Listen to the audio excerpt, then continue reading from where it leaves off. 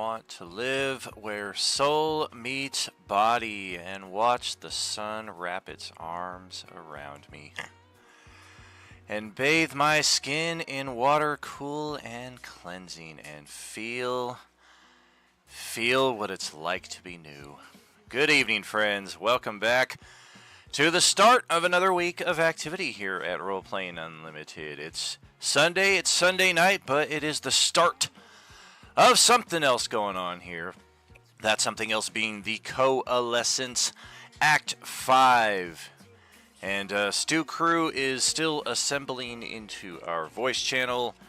Most of them are there by now. We've got our initiative ready. We've got some pretty chaotic action at hand. So let's jump back into that. Thank you for joining us this evening. I'm tragically HP. I'm just the guy that you guys are kind of trapped in my brain here for the next couple hours.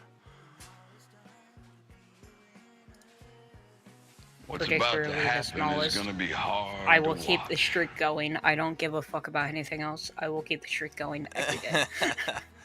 I see what's going on here. Hi, Daniel. Hey, good evening. Hello. Oh, don't worry, Daniel. Nothing weird is going on. We're just conspiring for your demise. The bad guy's demise. I mean, that's to be expected. Welcome back, everybody. I guess we're ready to kick some ass.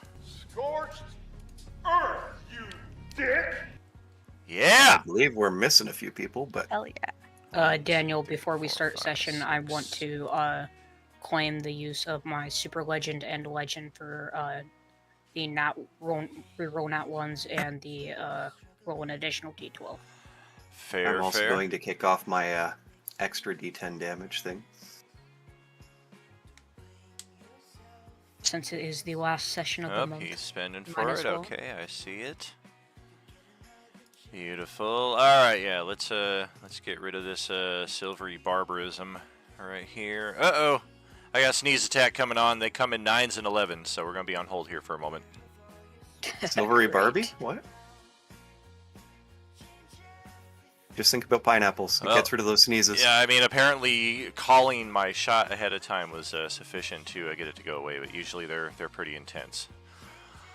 All right, so yeah, let's get Vaushi set here, Lovelar, Ithro, Nihilus. So yes, you see at the bottom of all your spells that little padlock on the bottom right? Yes, I do. If you click that, that will enable you to remove spells from the list. Cool. Okay. And then you could likewise hit the plus button to add new spells, but that's kind of the long manual way of doing it. I assume you know by now how to drag and drop spells onto your sheet? No, but I copied and pasted another spell from 5e.tools. Gotcha. Take it from the man who had to manually edit every spell for the Staff of Magi. Don't do it manually. It can be a little tedious. Drag and drop is definitely the way to go. Very user-friendly, anyway. So, it's a lot more user-friendly.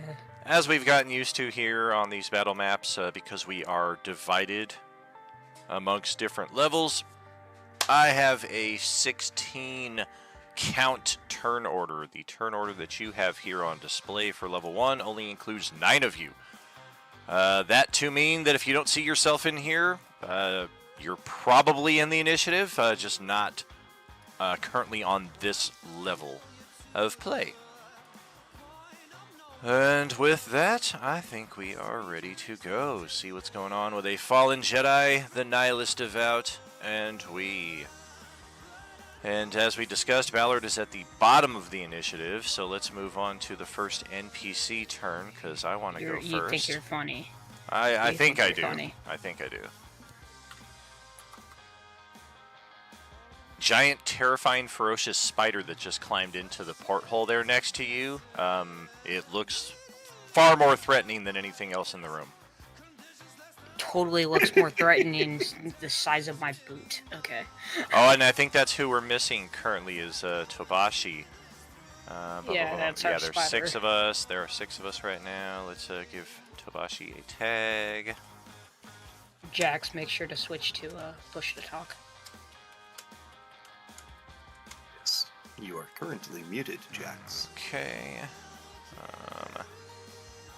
So yeah, hopefully she joins in, because this is I don't like naming names and blacklisting people from Hop Sings, but this is kind of what I was talking about in our chat the other day, as far as like the communication railroad that we're on here, and how things just all too easily fall through the cracks, despite my best organizational efforts.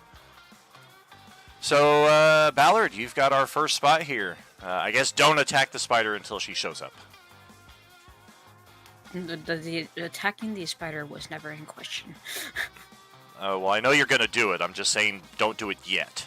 No, I'm not. Shut up. I'm trying to remember. Does Rage drop concentration on a spell? I believe it does. I believe once you're raging, you're no longer able to cast or concentrate. Okay. I find let me check one last thing. If not, then I already know what I'm doing. But let me just check this real quick. All right.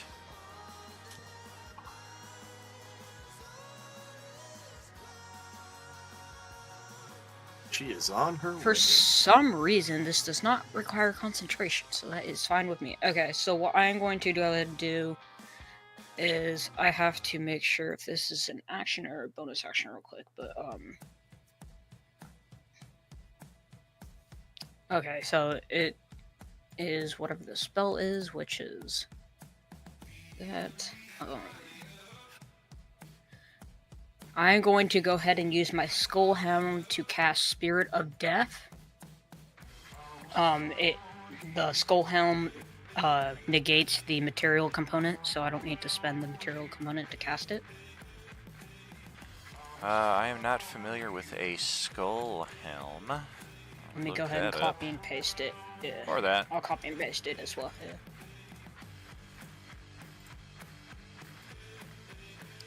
And I think this is the lucky time to cast that, because I believe Jung also had thrown some beads out to cause counter spells to be used. Where'd you get that from? Very rare item. It was from one. Yeah, it was from one of the whatchamacallit, from one of the I have it written down. Reveal or something? From the Lost Dice Challenge. That's things. what I was thinking. Okay, well that makes more sense right there. Yeah, it was from my 6th completion. What are the material components for that spell? Spirit of Death? It is 400 GP of interesting. A gilded playing card. Okay. Yeah, my main curiosity was this an item that allows the that removes the need for all components for all spells. I was like, wow, I've not heard of that one. I gotta see this. Oh no! Just that's just does this for the Spirit of Death. Yeah. Okay. So casting, concentration. For myself, let me pull up the Spirit of Death. Or the Spirit of Death block, stat block. With it being cast from an item, does it still cast the concentration, or does that count from the item itself? I believe we've been through this before. Yeah, it's if it's a spell from an item, it is still spellable.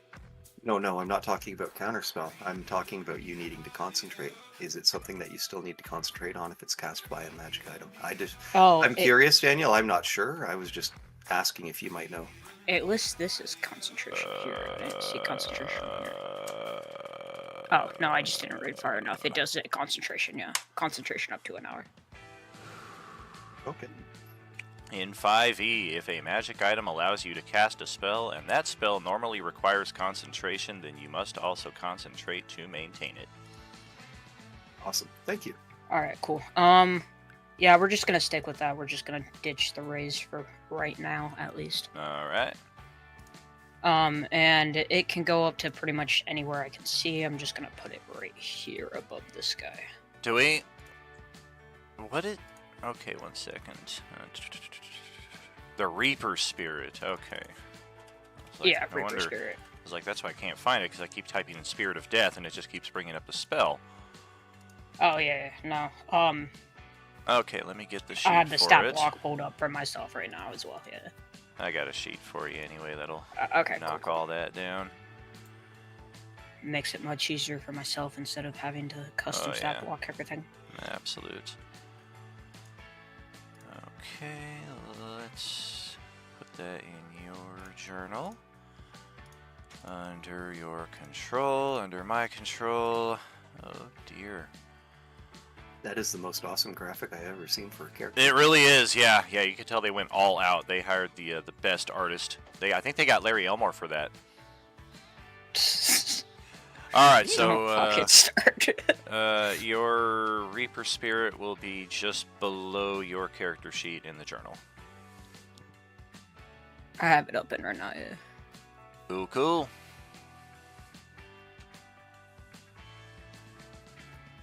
Now that you have given me this Reaper Spirit, I can take over the world. Mwahaha!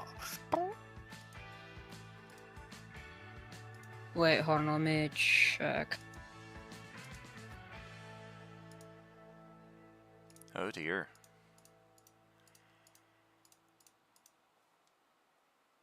Getting a little lengthy on the turn here.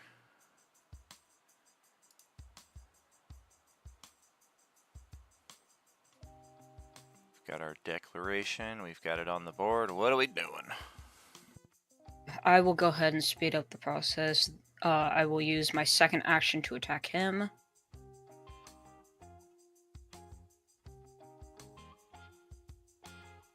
Minus that rage damage. So minus, I think it's 2 damage yet. Okay. Oh, wow, you got max damage there. Well, it's a good thing you got all that extra damage with my 16 hit points. And declaring my Reaper Spirit to attack him, I'll do that in a moment. And I'm going to go ahead and run up here. Looky who we have here. I am going to go ahead and bonus action grappling appendage attack him. All right.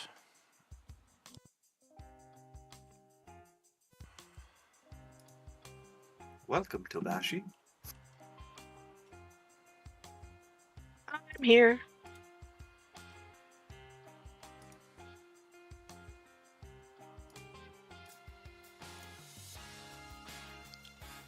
Let's see here. Try that.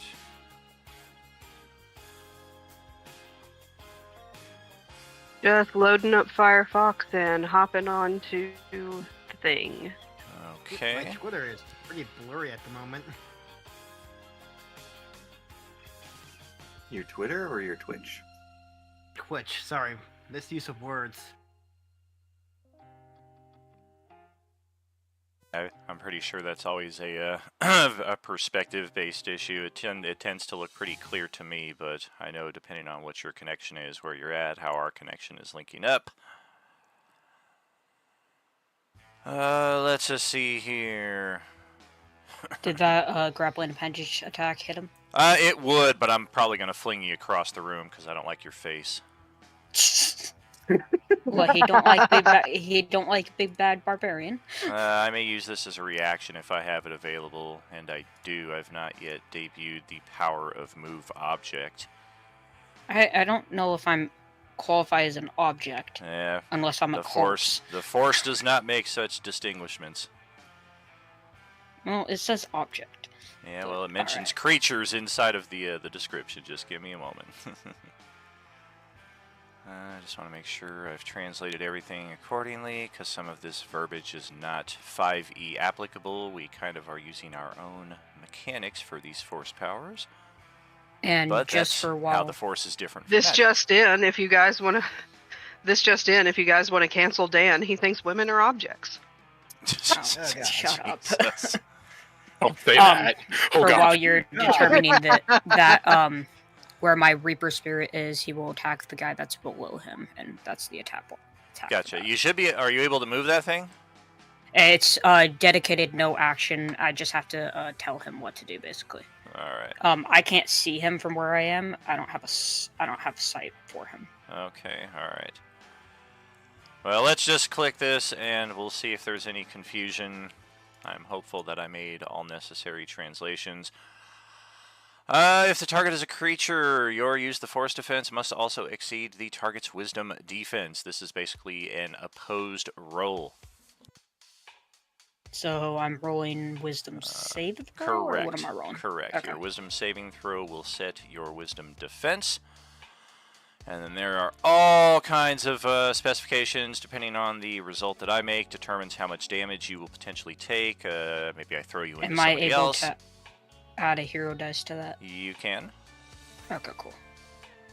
Alright, so 20 is the number to beat. You are not currently flying. And yeah, we'll test this out. I was unable to add skills to this sheet, so performance is what I am using for use the force. Gotcha. Alrighty.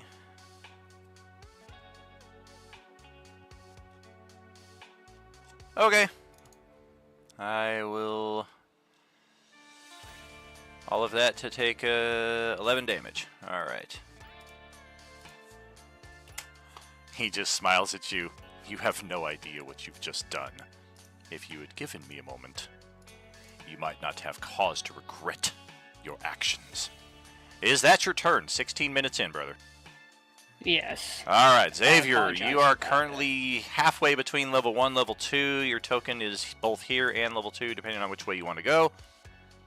Well, I think I was just stepped out of view for the Void Claw that was on level 2, and I was going to step out and hit it with my Eldritch Blast. Well, then we need to go up there.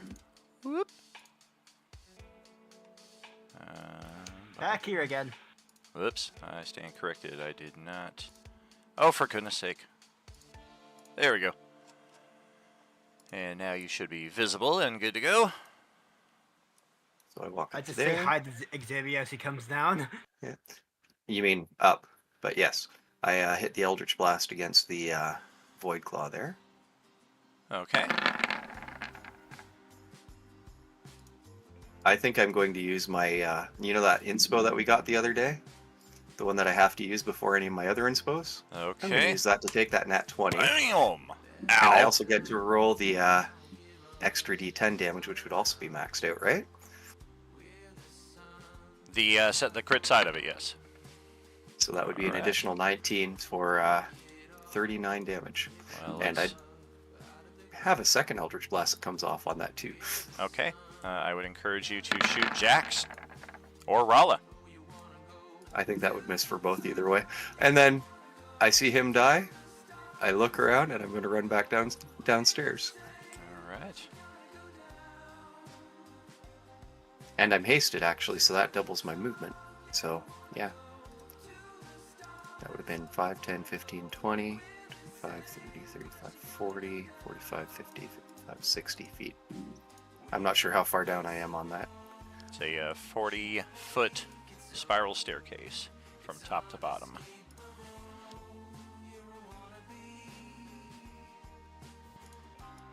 Gave somebody a paintbrush and they are just decorating the map all over the place with little blue streaks. Okay. I will use my second action that I have for moving to continue down the rest of the way, which I think I should be able to get to the door, or get to here at least. I can see Jung is Witness! dropped. I see Jung there. Mm-hmm. I'm going to use my bonus action to, what is it called? My telekinetic shove to pull her into the room with me. And then I'm going to run up. Okay. I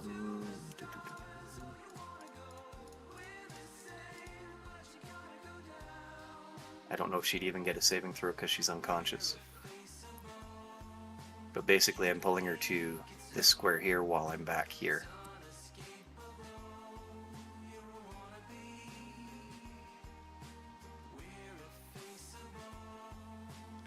Okay. Then I run up here, and I'm going to shut the door, and I'm going to command my spider to try locking it, which is its nice little athletics check again, right? Yep.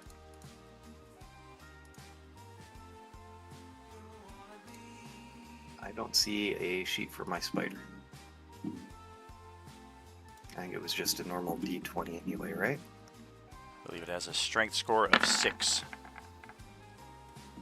So a 16 minus, what would that be? A 6 would be minus 2, 4.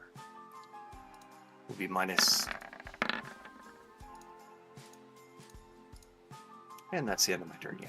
Alright. Well, you struggle. That door is not locking up. We are going to move to the cultists. Well, we got a few of them. Is that the cultists or is that Lovelar? The cultists. Lovelar has his own little token a couple more stages down, which for whatever reason is not appearing on this map. Inexplicable, considering he's right there and on this level. So I really can't explain that. No, the door is closed. It was appearing as Lovelar throw Nihilus. That's the only reason why I was questioning. Oh, he is in the... Okay, so he's here, but my Nihilus cultist is not. So that's interesting. Alright. If I ever try to do a multi-level combat again, I need to remind myself not to. Okay. It's like we're not even here. They all just sensed the imminent demise of their companion, and like a fucking magnet, they all instinctively, having no line of sight from 2 different directions, converged on her, attacked the guy, magnetically drew her out of the room, and tried to lock the door. It's almost like we're not even here. We are quite insulted. Let's kill that guy. Let's first stab this jabroni. Yeah, you're dead. I do believe that is the last soldier, so we can remove him.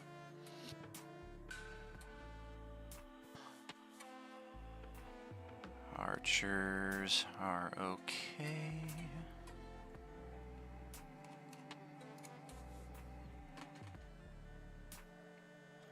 Yeah, I'm unrealistic as it is. I think we've done enough rounds of NPC versus NPC that we're going to change up our tactics.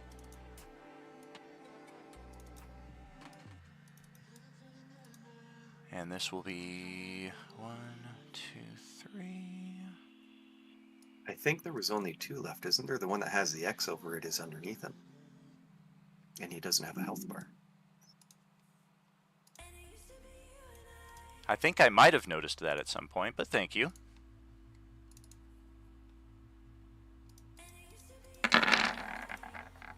Okay, 5 stabs. Enemy of my enemy is my friend. That is a 27, 28, 28, 30, 22. All of them to hit Ballard.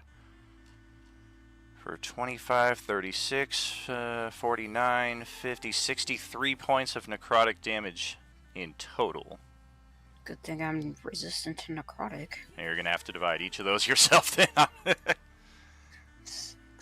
That is cultist there. I have one more cultist up on level 2 in melee with Jax here, holding on with the minimalist of health. And he starts in Spirit Guardians, right? Oh, beautiful. Okay, I'm dead. Damn it! Oh, that was really? anticlimactic. Had 2 hit points left. I mean... Yeah, you're right. That's hilarious. And wouldn't you know, that's the cultist who the initiative was linked to. That's why you guys couldn't see him. Okay, 20...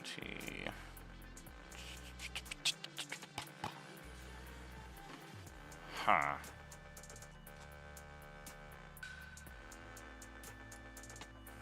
Okay, well that doesn't make any sense. Must have just had him out of order somehow. Okay, were so all that's, 5 of those against me, or just the top 4? The bottom 5. The very first one killed this dude over here, and then the other 5 were on you. Oh, we're okay, not even on got that you. level, but yeah. No, I got you. Okay, so now we're going to go all the way up to level 3, where Hilda has been left by herself. She actually got teleported into the ethereal tunnel of safetitude after last session, and the rest of the party finished off the combat up here, locked the door, and ran down the spiral staircase. And now you are finally free to join in the activity again, out of place though you may be. Perfect. I want to join in all the activities. All right. The stairs leading down would be down here to the south.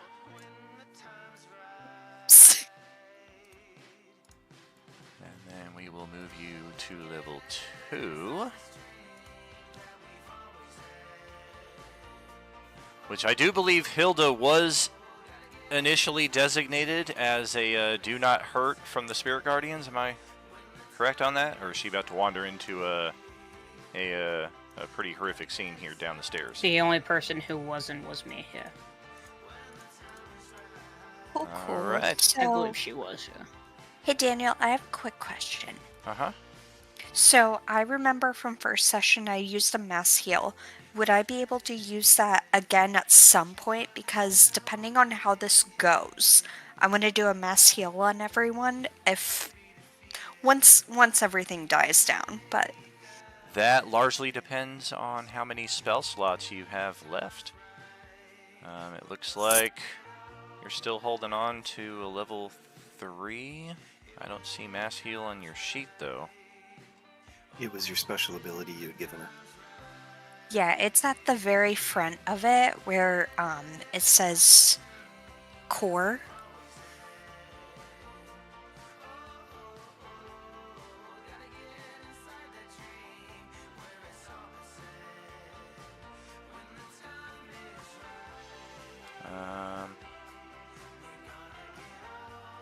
Oh goodness. Yep. Well, that's my bad right there.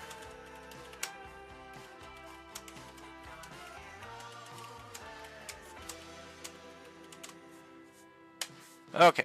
Yeah, I need to specify duration on that. Once per long rest. Ah, okay, so I wouldn't be able to use it then. Correct. Yeah, not until we get a good night's sleep here. Sounds good. Then forget my question then, and I'm gonna see what else I can do.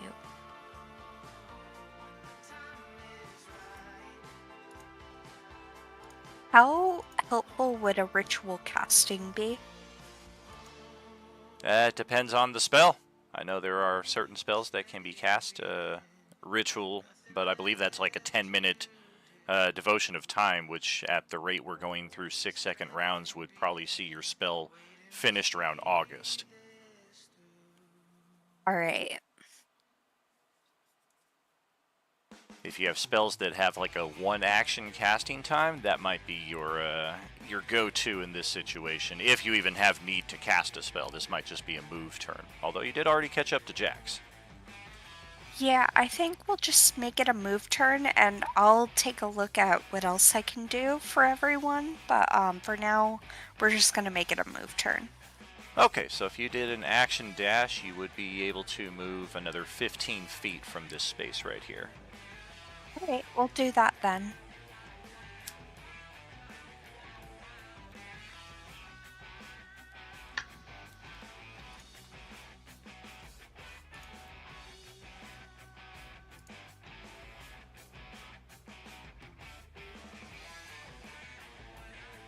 And that'll end my turn.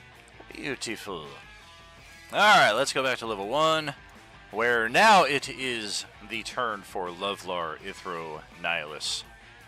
Fully in disguise. Perfect. Let's see. Let's open up the door and see. Oh, yeah, that is a lot of people. There's a long line of archers right here. And they have been attacking the Nihilus cultists, so they appear alarmed once they see you wander in.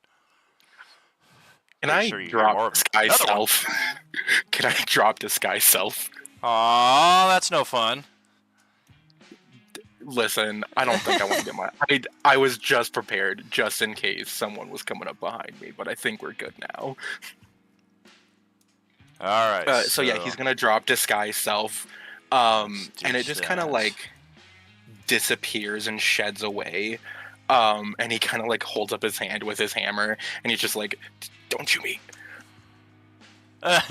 So there's a bit of shock as you enter the door, and then when you drop the disguise, the shock increases. Oh my god!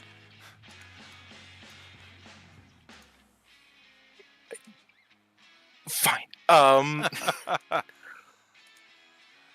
Moving through people costs an extra 5 feet of movement, correct?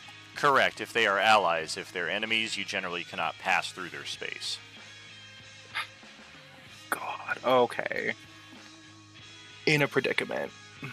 Gonna have to fight your way through, man. Time for you to cast that lightning bolt. They're all lined up for you. I know, I need it so bad.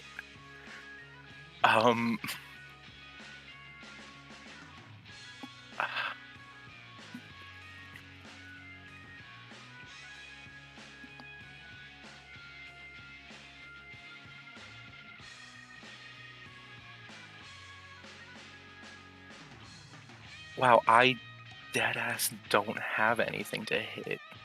So yeah, well, you know what? We're just gonna go up and we're gonna attack with a warhammer for this guy. Break it down. Let's move in here. And we're gonna two-hand this, or no, just one hand.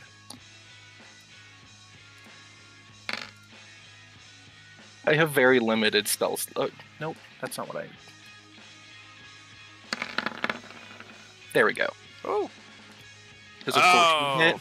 Yeah, it does not. 16 is their AC. Nimble little guys. No. All right, that's fine. That's the end of my turn. We do have those community NPC inspirations. I don't know if you want to burn one on a lowly archer, but they are about to take their turns right after you. Actually.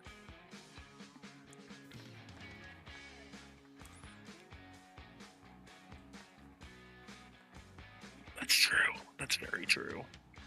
You know what? We'll take this. We'll take this. I'll do the end of my turn. All right. Well, let's see who we're targeting. The cultists all went over that way, so we got a breath of air. We are certainly not aware of this spider lurking in the windowsill.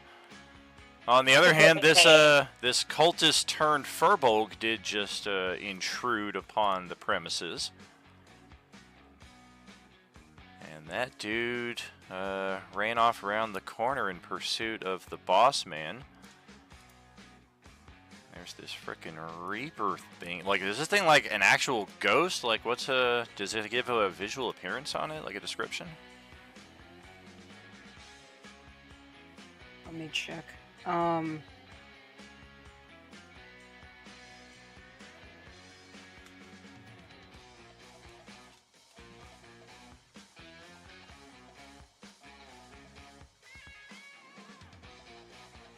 No description that I can see. It does mention that it has incorporeal movement, so I guess it's kind of like spectral in a case, is just what I'm assuming.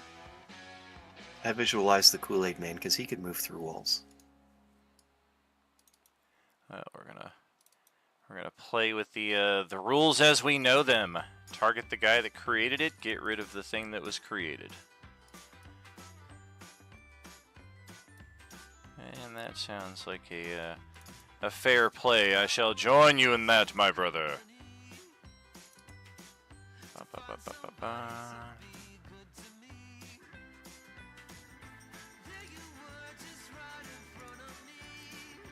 And as for we two, we're going to take shots on Lovlar. So let's start with the ones shooting at Ballard. We got 4 shots total. That's going to be a +2 to your armor class because we are really kind of threading the needle there.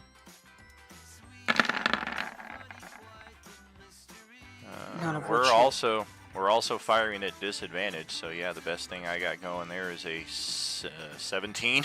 So yeah, that's a bunch of arrows into the side of the wall right about there. don't even hit my normal armor class. Sure.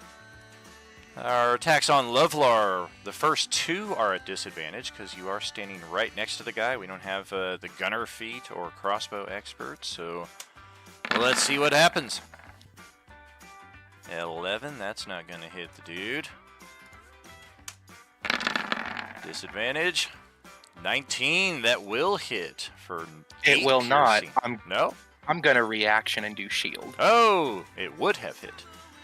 All right. Well, now we're looking to hit a 23 with these next 2 attacks. No disadvantage, though. Nope. Well, that's going to hit. Natural 20 for 12 damage. Or we could not. We could just not roll that 20 against me. Somebody gonna get it. Okay, that is them, and then we've got the man himself. Okay. Gonna change the battlefield here a little bit. That's fine.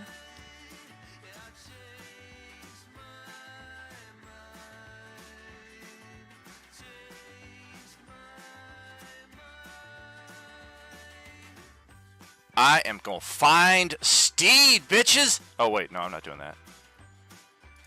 He sits down and starts meditating on the spell. Y'all give me a few minutes. I'm about to summon the T-Rex up in this bitch. I was thinking more, he's like, F this S, I'm out. Fine, Steed. Bye-bye. Okay. Oh, there's the spell. I actually have it. And I can do it twice a day. I can summon 2 steeds. But whoever would need that? I guess if you're just really, like, riding your steed into the ground. Alrighty, let's try this again, because I want this freaking guy away from me, and there's no way Another wisdom save? Yeah, there's no way I should have lost that roll last time. I'll use an inspiration. Okay.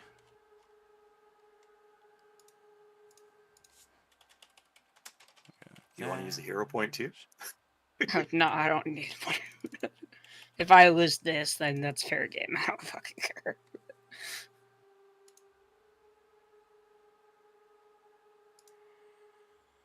Okay, let's try the performance. Let's force point this bitch. That's what's force point? Not right. Oh, it's like a hero point. Or...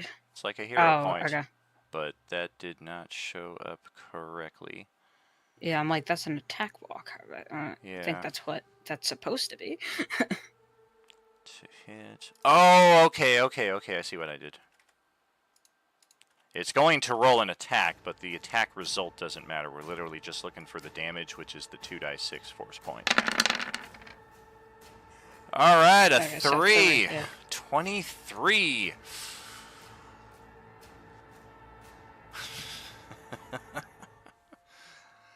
Okie dokie.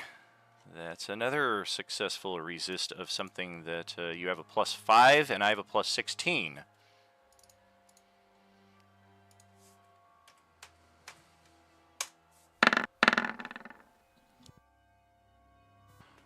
I have a +16. That means I'm rolling 2s and 4s. What the actual shit is happening here? That's what I should be fucking rolling. God, +16! +16 dice! That's what I told you. If I lost that was fair game. That's what I was like. That wasn't even fair game. I had like an 85% chance of beating it. I was like, oh, I'm going to make him eat those words. No, I'm going to eat the words I didn't say.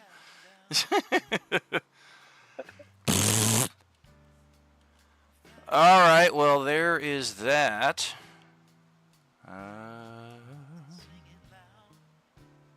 Fuck it.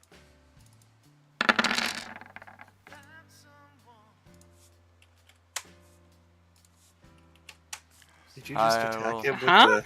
I will restore... so confused. I will restore that... I'm using an NPC sheet here, guys. I have different mechanics. Everything is going to show up as an attack. Just read the intent, not the mechanics of it. Okay. So I'm healing myself as a bonus action with a back to patch. And we are... Being head. We are done. Alright, that's our turn. I was so hoping you were slapping Ballard in the forehead with a back-to-patch to deal 30 damage. Sure, Heal! Oh, that would have been funny. Like the whole, the Flex Seal tape, whatever, he smacked it on. Alright, let's shore up the door here with the bodyguard. Let's get after Ballard with the other bodyguard. Flank advantage. Nope. And then the 2 on Lovelar, no advantage. Nope, nope, because of the shield spell. That's it for the bodyguards. Okay.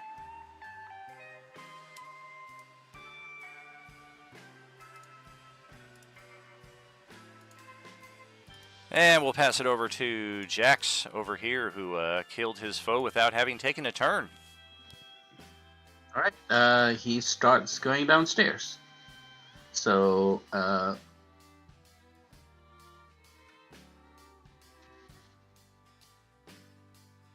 hello, Hilda.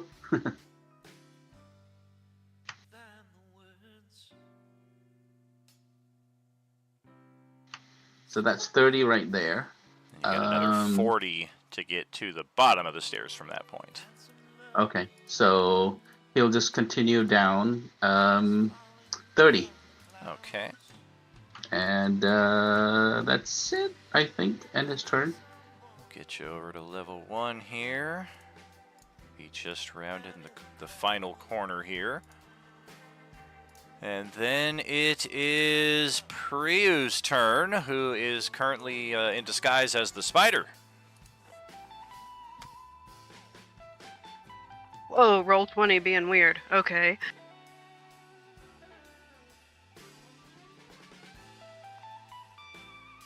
It is...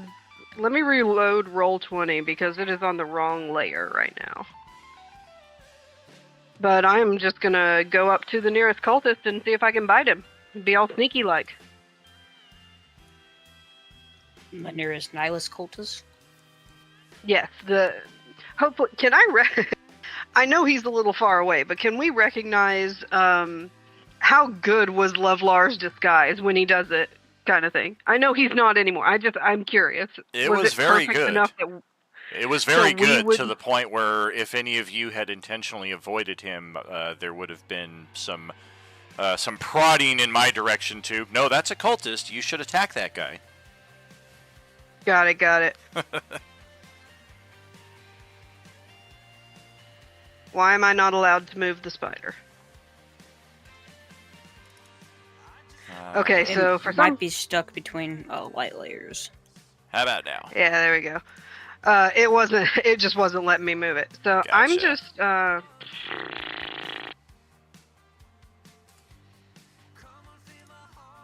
that archer looks pretty good, but there's a couple of these 3 up here. I'm gonna go help with these 3 straight ahead of me. That might be a little too far. Yeah, I'm gonna go help with these guys. Okay. The Labrador-sized spider jumped on the guard. That's awesome. Listen, I'm sneaky, okay? They don't know. I'm a sneaky snake. I'm a sneaky snake. I'm a sneaky spider snake. Really, I'm just imagining it is a wolf spider, so it could bark. I don't know.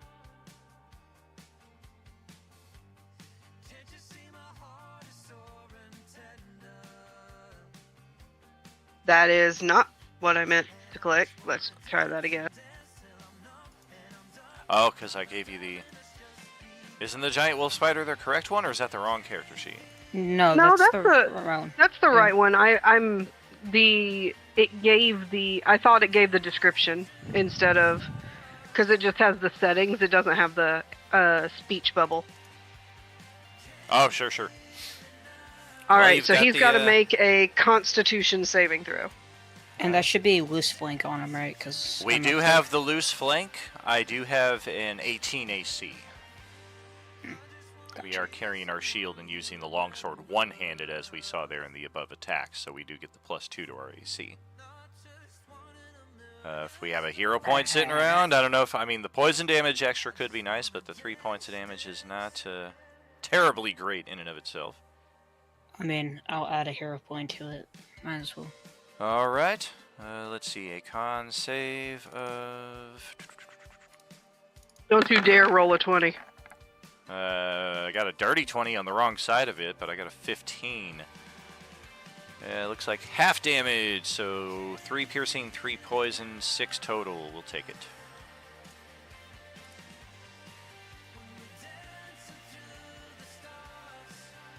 Also, now I'm just imagining this Lucas-sized, or this Labrador-sized Lucas, since you mentioned it. And I'm just like, each eye would be the size of a basketball.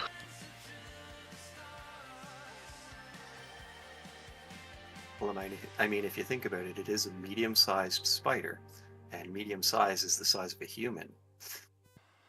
Which is funny, considering it's supposed to be like, it's described as being incredibly stealthy and everything, because you're sneaking around, and I'm like, I'm gonna be perfectly honest, I'm not gonna be, there's nothing stealthy about a giant spider. Maybe anything larger than a 50 pp on the ceiling. I should get extra intimidation points for that, though, because that would be terrifying. Agreed. Is that it for your turn? Yes. I'm not going to use any more movement. I'm going to keep this loose flank for us. All right. Well, let's pass it over to the Conjurer, sitting over here at the top of the western stairwell. Ballard is the only target we can see, the only one we're aware of who is here, and everybody seems to be converging on him, so we'll fire some shots. +2 AC bonus there for you. Gonna be 6 of these or 3 of these in total.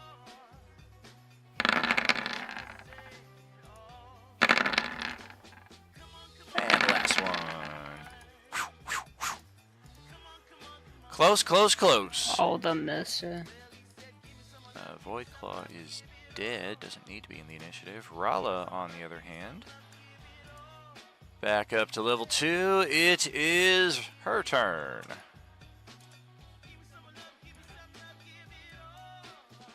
Alright then, I start making my way down to join in with the others. Very good. So 35 feet of movement from your current point to get all the way down the stairs.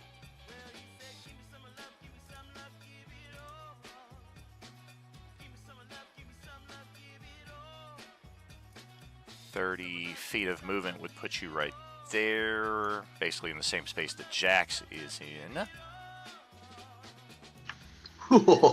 See them squeezing to try and get down the stairs. Me first, me first, me before you. Good luck. You hear the Three Stooges theme. Yeah, the bidding hill. All my movement. I'll end my turn here.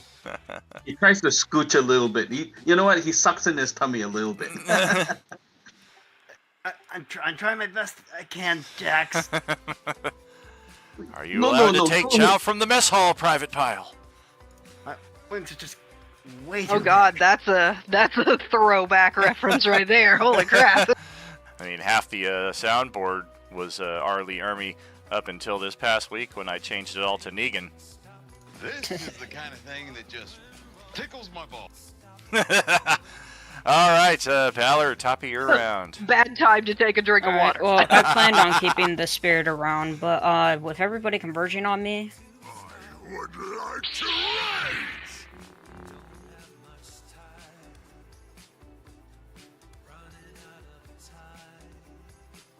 You said something about the spirit. Where did it go? I deleted it because I'm raging. I see. They also added tokens to the or a search bar to the tokens.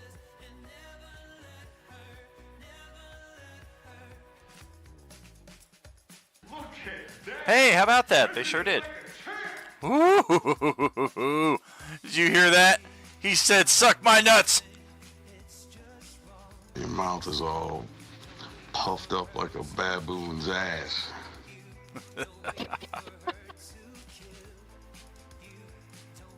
That is disgusting as shit. I just popped your eyeball out your head.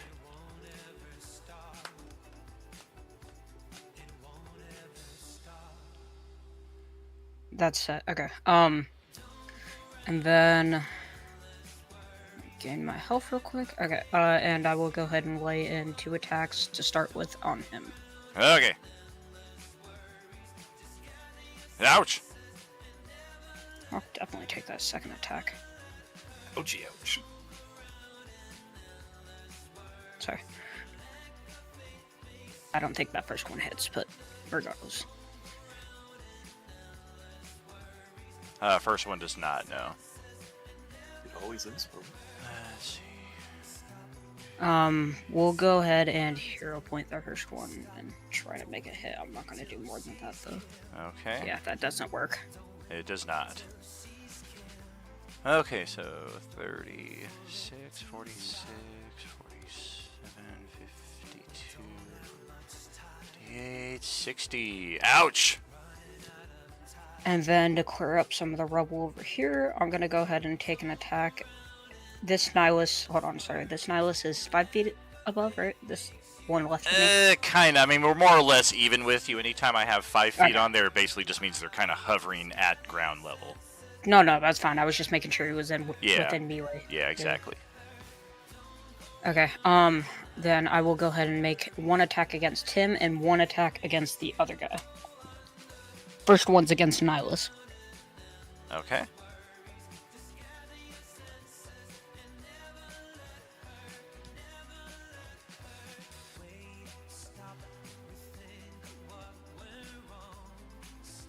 And I don't know if it has to do with anything, but reminder, I have Boon of Irresistible Offense. The haste is giving you 1 extra attack, right? This is giving me 1 extra attack action, I believe. Or am I wrong on that? Just post it up. I'm getting a little flustered here. We got a lot flying right now. I'm not as on pace as I was last session. I had to grab it. I got the haste from the Potion of Speed, so. Right. So you don't need to concentrate on that.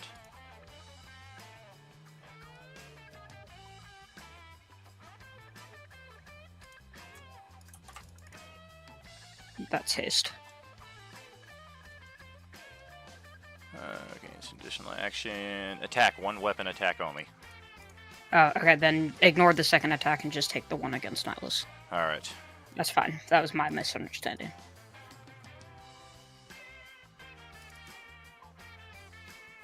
And that will finish off that cultist. And then I will go ahead and pop a potion at the end of my turn, and that will be my... Rage, so then never end my turn. Okay, over to Xavier. Alright, so first thing I'm going to do is I'm going to use 4 of my Healing Light dice to heal Jung as a bonus action.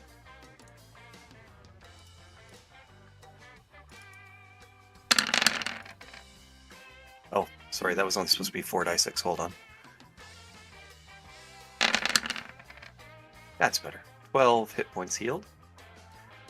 Then as an item interaction, I'm going to open the door, and I am going to, as an action, cast Wall of Fire, starting here.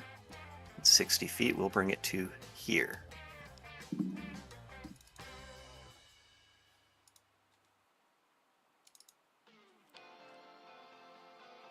Yeah, we're going to counterspell that with the cultist.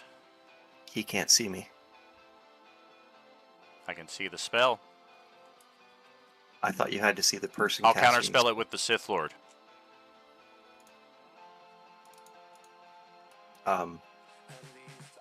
Okay, maybe you can see me, but I can't see either of them.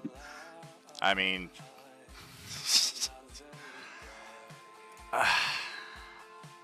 take my word for it, please.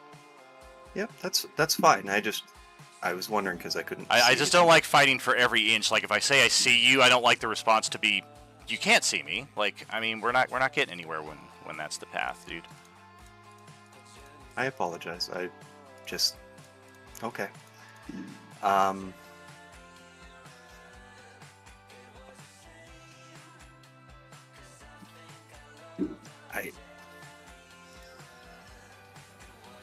It's a level 5, right? So I do need to beat the. So level 4.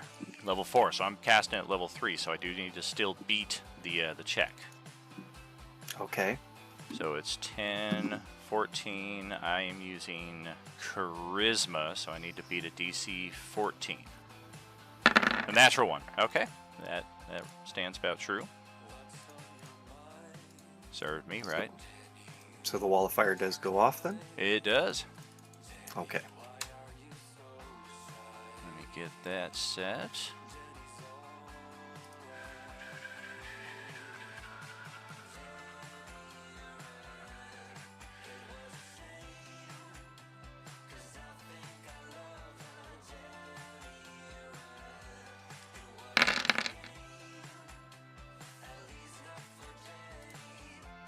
There we go.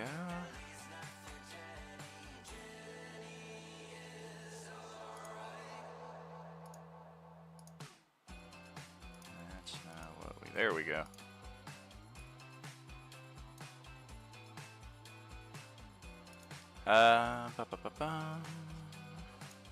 Give me that. 60 feet long.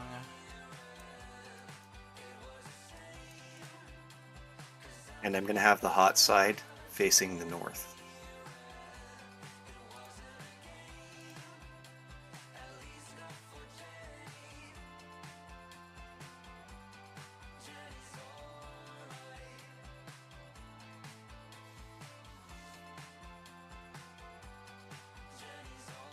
Like the... So the wall of fire is going from this corner here all the way across to here. Because it's a 60-foot line, right? I missed your pings. So from here, right in front of me. Uh-huh. Who keeps the way hitting the over. purple ping on... I have no idea, but it's going from here to here. Oh, man, I was way wrong. Okay. And then the heat side of it, because you know how one side Sure. generates the heat and a 10-foot is going north. Yes, Yeah. that infinitely makes more sense when it was going north to south, and you said the north side was the hot end. You were certainly throwing me off. No problem. So the damage was 20 damage to anyone that's in there. They can make the reflex save to try to jump to one side or the other of the wall, I guess, if they've got a space to. It's going to be squeezing. I don't know if I'm able to get out of there at all. So. All right, now, now we kind of have to backtrack. Okay. All right.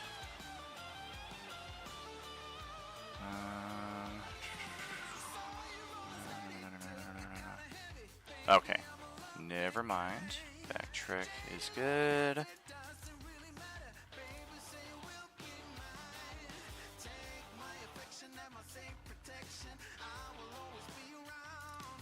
All right, saving throws.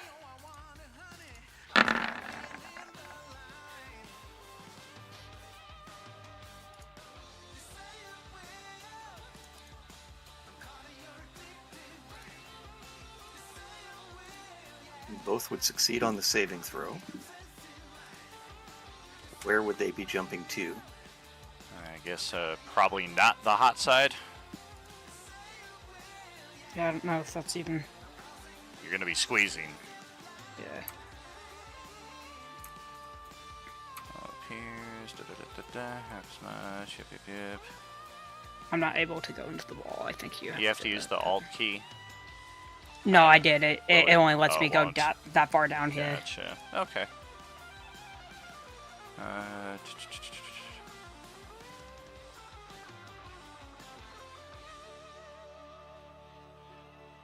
Okie dokie. And then my hasted action. I think the only thing I can really do at this moment, unless I step into the wall of fire, is close that door again. And because I'm using an action, can I actually lock it at this point? You can. Okay, then I'm going to close the door and lock it. Okay. Sorry, Ballard. Alright. I don't give a damn if it's opaque. I have that little 10-foot section of wall pretty committed to memory, and unless things have radically changed in the last 0.01 seconds, Ballard is still standing right there. I'm gonna shoot him. Pretty sure we're gonna miss 3 times anyway, but it won't be for lack of trying. I doubt even with like a +2 or something that he misses me with that 25, so.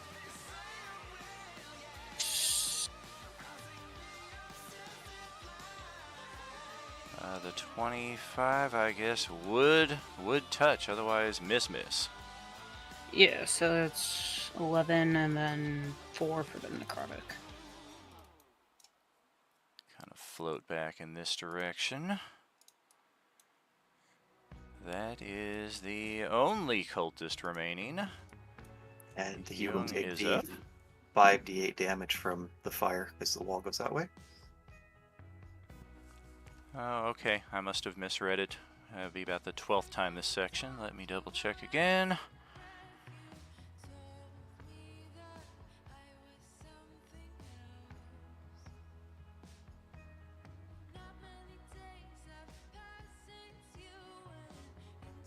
Oh, sure. Do you want me to roll it again or just do the 20? We'll keep the same for this round. Okay.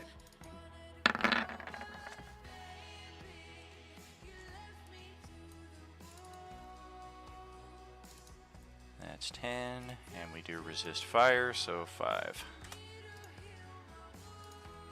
Okay. We're just going back into the corner and ready in action for if anybody comes in.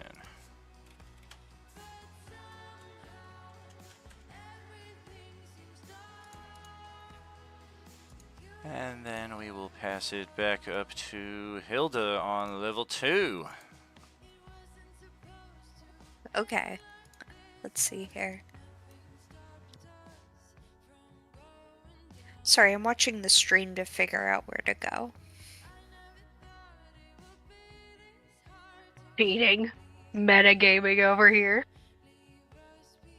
Yeah. Metagaming.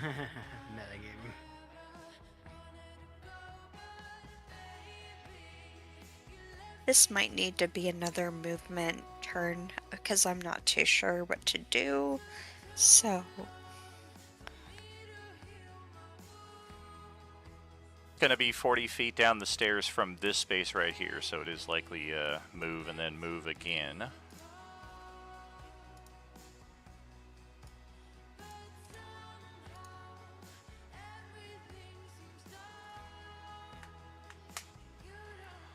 Oh yeah, now we've got a big cluster right here. Rala, Jackson, Hilda, all squeezing into the same space. We literally have the Three Stooges going on right now.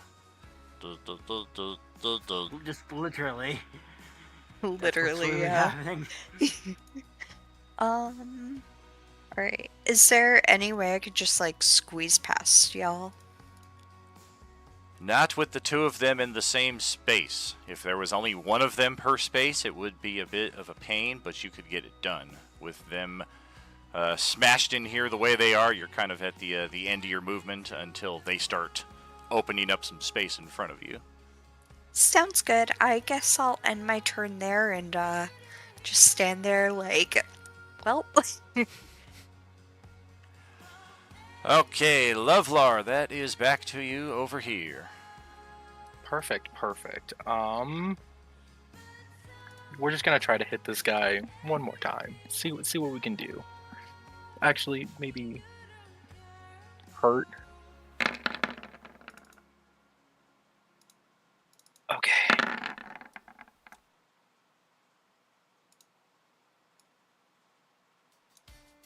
Do I have?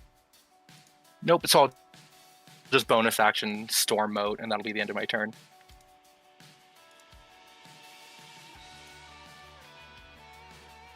Oh, damn. 13 to hit. Goodness. Garg. Bonus action. Okay. We'll bring it back to the archers. Pretty much doing the same thing we did last time.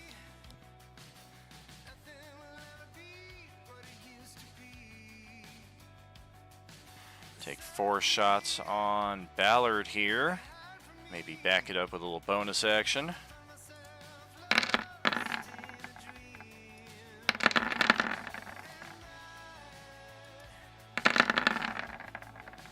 Do I receive any cover bonus? Okay. You would have +2.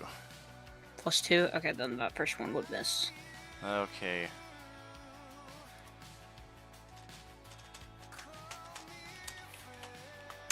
.22 is a 27. Archer's Eye. We're going to add that 5 to the attack roll. Oh, okay, so the first one would hit. 27 for 8. And then we're going to do the same thing with that 17 with the other archer. A much higher number. Holy crap! 27 for another 11.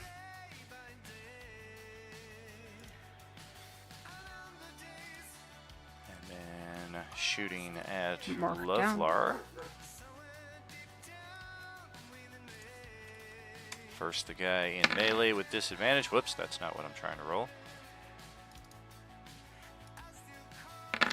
Oh, God. Good thing we have disadvantage. It's only an 18 to hit you.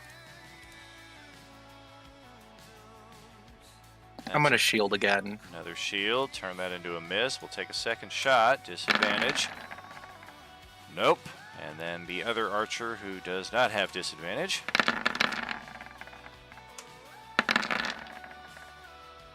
Oh, 23. We hit your number for another 8.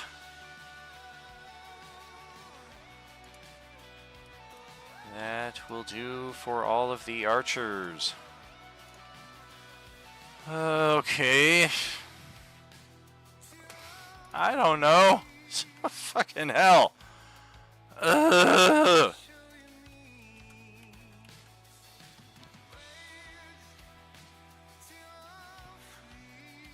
Let's fucking move object again.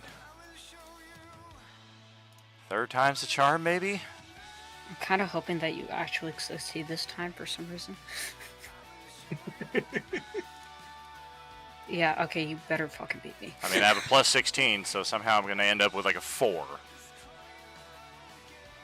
Watch it give me double natural 20s for no fucking reason.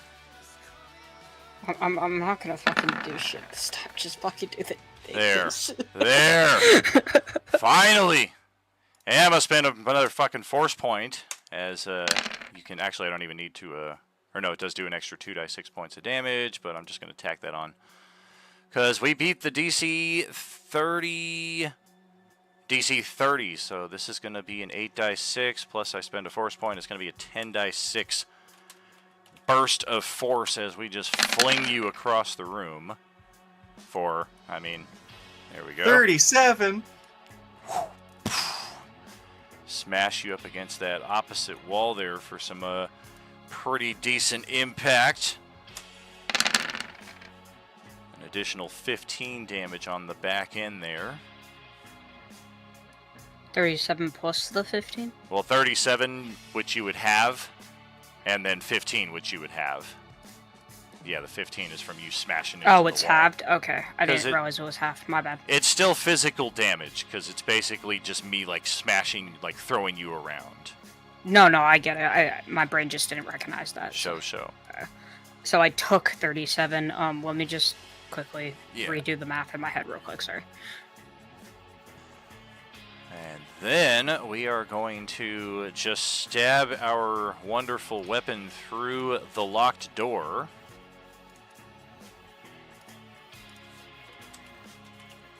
We're going to give it a 37% chance.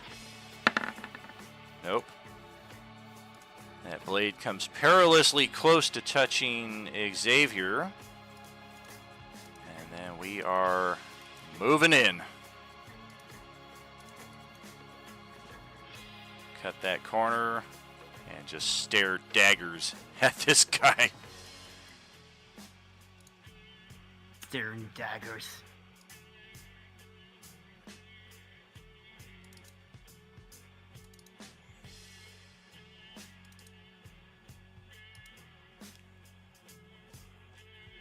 Yay. I think I upsetted him. Good God. Roll 20, what are you doing? What if I do this?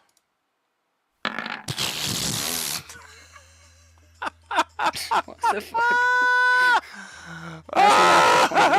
Jesus. I like that. Alright, I'm going to take more attacks, and to let you know my intent, I will begin by rolling a meaningless natural 20.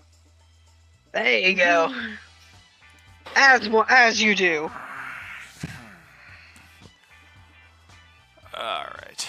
Stabby stab stab. You can just feel the energy coming from. It's the scent of Monster Energy drink coming from down the stairs. Alright, that is a 29 on Xavier. Yeah, I only have 20 right now because of the haste. That's a miss then. And a 28.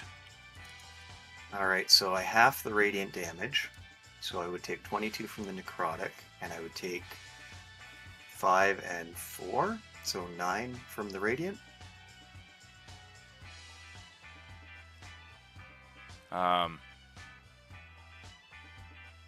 Radiant would be half to 6 and 5 if you're taking half.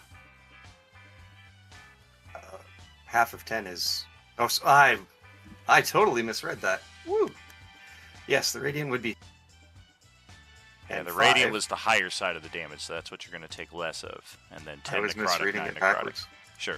Alright, so that would be 19 plus 6 and 5 is 11, so that would be 30 damage. And another natural 20 here. I was hoping to crit my back to patch.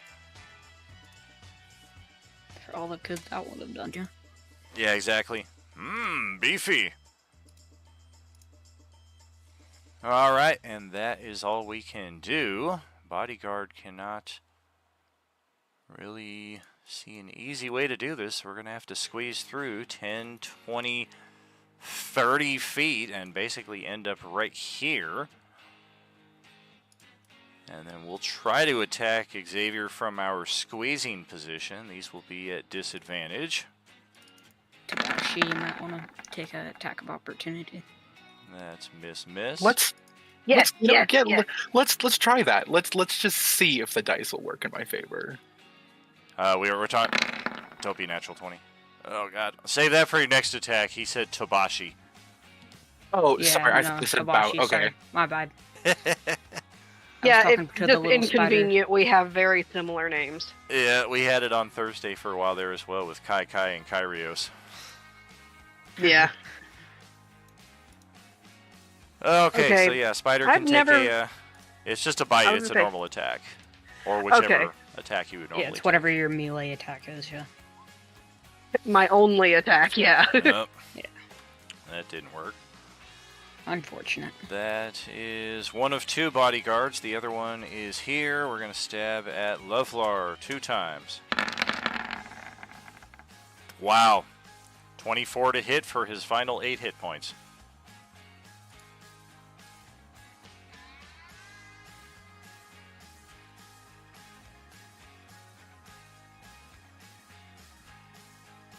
Yeah, that's pretty understandable.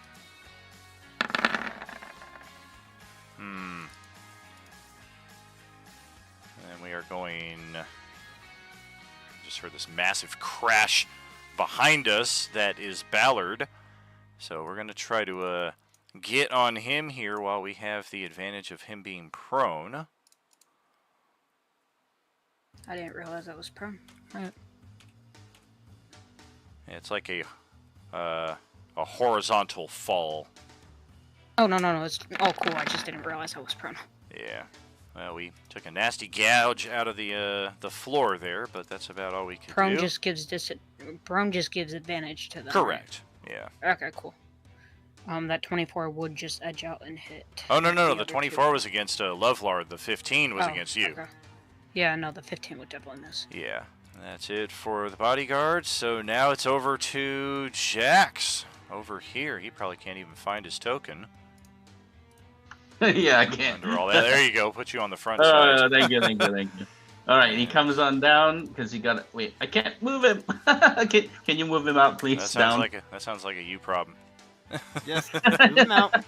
All three of them got stuck together in the one spot. Yeah. Exactly. All right, there we go. Okay, I thank know how you. to really make it hard to move. There you go. Good luck. Whoa, wait. No, I don't have that. Oh, no. Oh, God. He goes all rage. Oh, God. No rage. Don't forget your regen. Oh, yes, thank you. I forgot it for the last time, too. Thank you very much. I think you should be back to full by now. No, 6, 12. If it's both, yeah. It's been 2 rounds, so yeah. Yeah, it's Or, like... yeah, no, I should put him at 90. Oh, but yeah, I'm adding an imaginary 10 in my head somehow. I was like, yeah, 69 plus 12 is 90. Yeah. Tell me when I'm telling lies. Daniel, you're lying. Bullshit. All right, so he sees his pal getting attacked there, so he's gonna attack this guy or wherever he is. All right, so pole arm swing. All right, so I'll use the inspiration. You do already have flank, so inspiration will give you a reroll because the 21 plus 5 is gonna, or minus 5 is gonna miss. Okay. Yeah. Yeah, I'll do the reroll. It's important for me to try and hit him. Okay.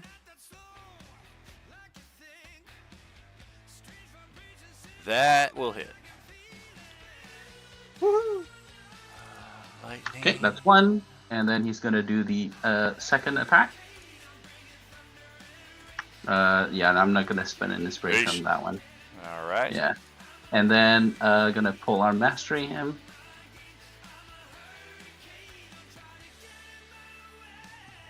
Ah, 18 is our target. So all right, I'll use a hero point. Okay. 16, need a 2 or better. Hey! Woo! Close. And I forgot buddy. Green Flame Blade, but that's okay. That's passed already. All right, end turn. Okay. Let's get over to Priyu's turn, right around the corner here.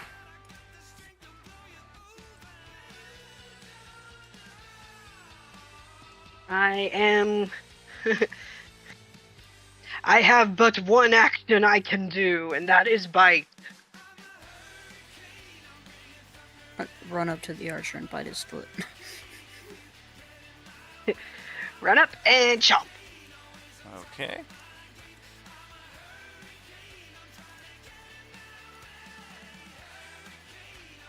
Oh, come on. Roll 20. Don't do this to me. It's just taking a second to load the character page. Sure. You're gonna die, Somebody is.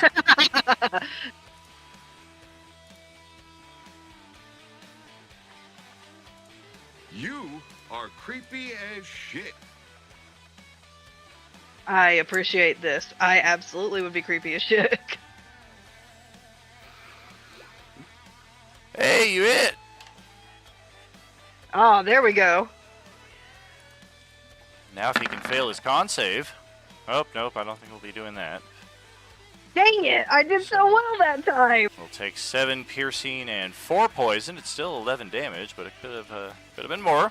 11 is not bad for a tiny little spider, though. Or in this the case, power. the head of a spider, apparently.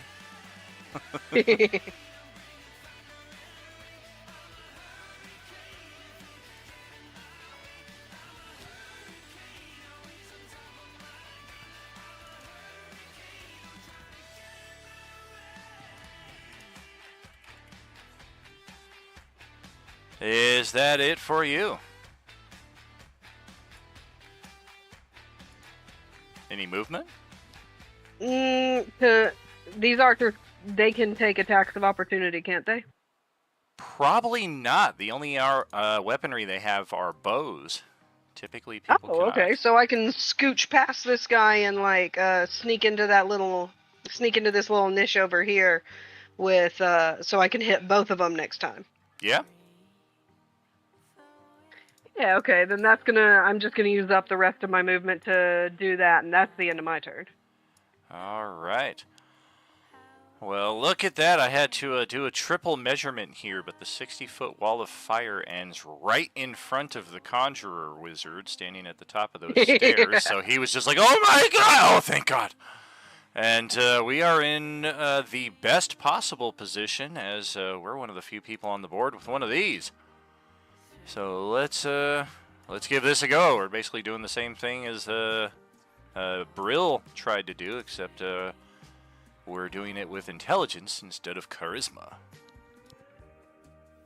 There's a natural 20. That will effectively dispel the wall of fire. And I'm going to actually go further up the stairs after that, because I know that Ballard is just hanging out right there at the base of the stairs, and he chased me all the way up the ladder one time before. Go ahead, pop your So head I'm playing it cautious. We're gonna stay over here where it's safe. Pop your head out. See how that ends. Yeah, for why don't you buddy. climb up over here? Split the party. Rala, that is back to your turn. She's just like, I'm too excited to stab. She's just like, come on, come on. Go behind me.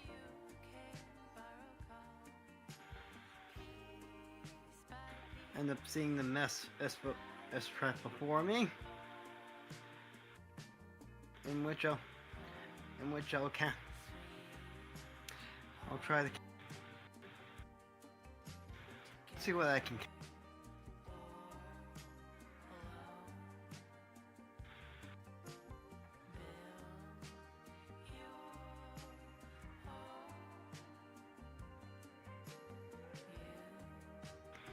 Not much by the looks of it.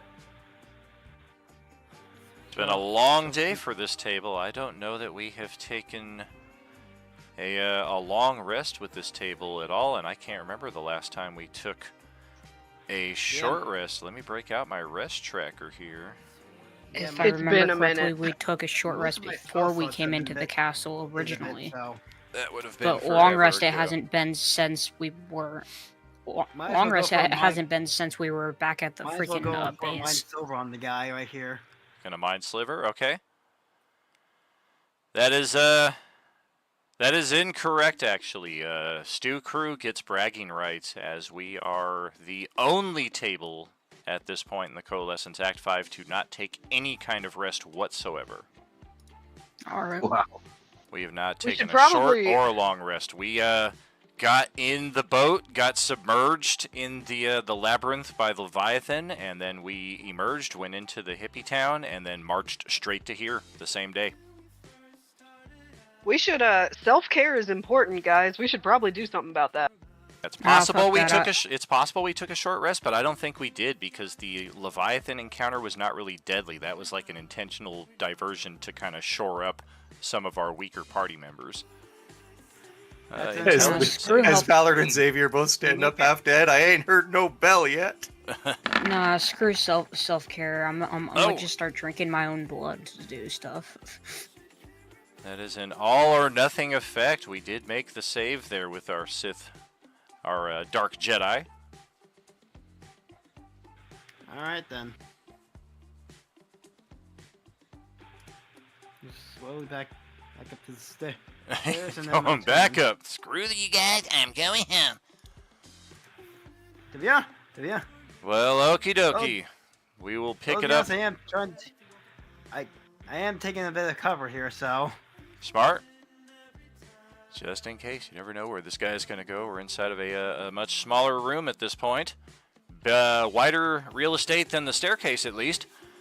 But we're going to take that halftime break now after 2 rounds and catch up on the other side of it. We'll see you shortly. Are you with us?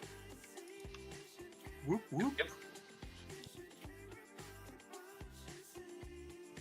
Is there an internet equivalent of dice jail that I can put these fucking dice in? I would love that. I would fucking love that. I would so wholeheartedly love to. We need to get pay for it. Roll20 to program that. Just a little jail box in the corner. Oh, also, just out of curiosity, Lovelar, are you able to see Ballard from where you're standing on the map, or no? In Roll20? Nope. No? Nope. Okay. I was just curious. I can see, like, the tip of your token, but, like, that's it. That's what I was wondering.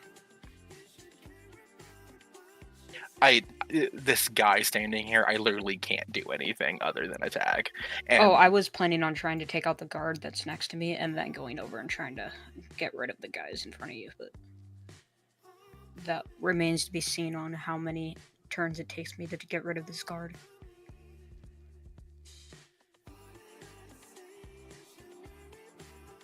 Because I don't think the guards are incredibly stonky, but I don't think they're squishy by any means of the word. I kind of wish there was no one else in the room but me and the bad guys, because I would drop just one bead of fireball and then a second bead of fireball for 2 fireballs. I have a +10 on my Warhammer. I need to get a 6 or better, and I haven't. Well, welcome to when he was losing against me when he had a +16 and I had a +5. Yep. Good news, my son doesn't need me to go pick him up from work, so that means I can open another drink. Nice. Popping bottles in the... Well, do any of you guys remember the drink as a kid called Tahiti Treat, the little fruit punch? Nope. No. They now have Tahiti Treat vodka at no. LCBO. Oh God.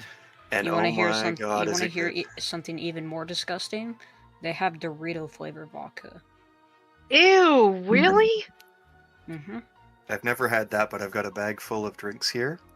Tahiti Treat, and then Mike's Hard White Freezy. They have nacho flavored and Cool Ranch flavored vodka. Interesting. I don't know if I'd like that, but interesting. I have not had them. I just saw them online, and no, it wasn't. God. It wasn't like a Photoshop. It's an actual real thing. But that's traumatizing. Like actually traumatizing. Lay's has been doing a whole bunch of the different flavors from around the world, and the one that they've got right now at the Walmart, they have masala chicken or something, which I've tried masala and I did not like it. But they also have honey butter chips. Oh, that's a normal one at our store. Chips. I love those. That's a normal flavor out at our store. It is so good. Here's one that terrified me when I first saw it. If you ever make your way over across the pond to England, they have, Sagrin, what was it? Prawn cocktail flavored potato chip? Oh God. I didn't even know that. You just give me more reasons not to ever go to Europe. Europe has some weird things, man. Well, I'm vocal on the internet. I'd be afraid to go to Europe and get arrested because they don't like you to say things on the internet. That is fair. Fair enough.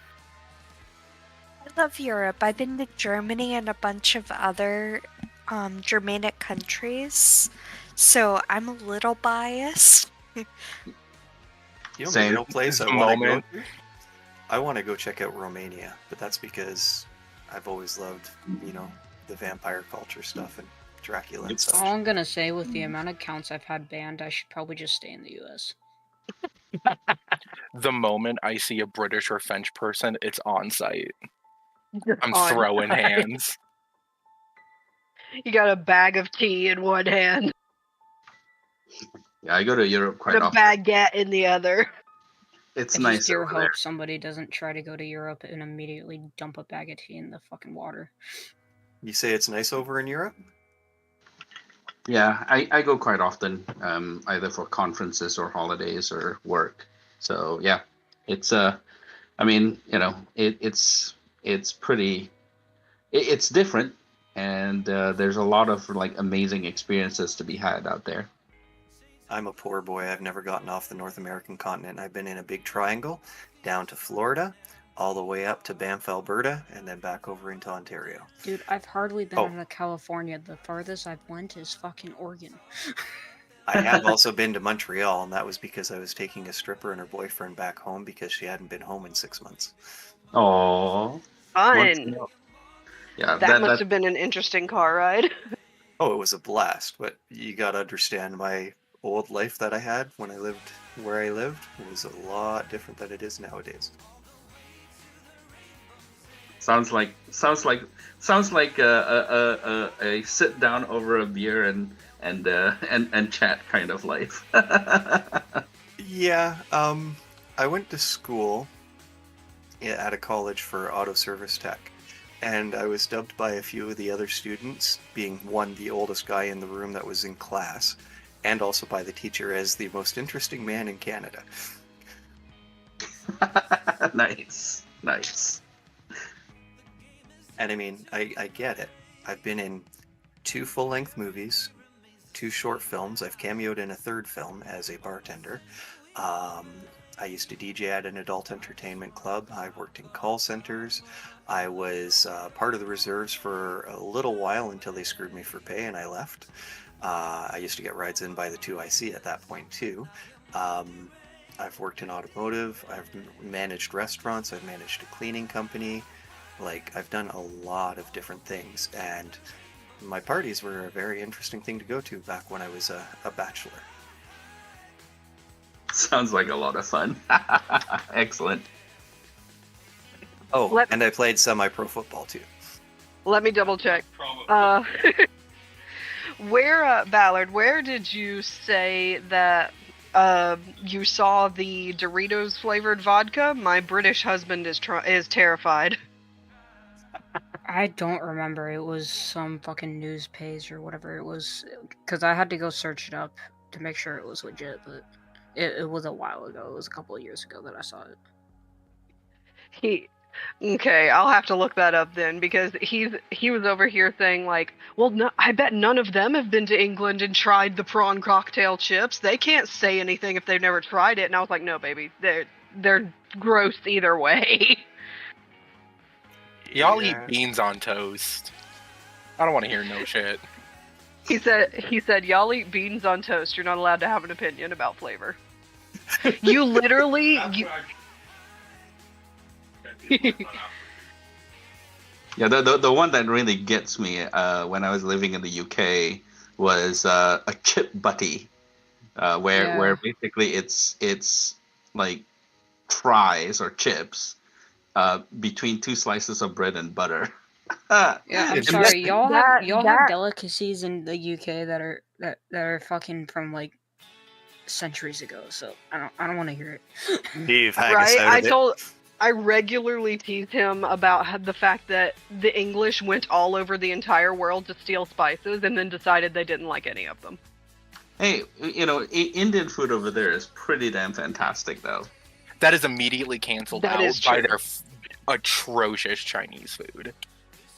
And the fact that they have to steal the other stuff just to make their own food good.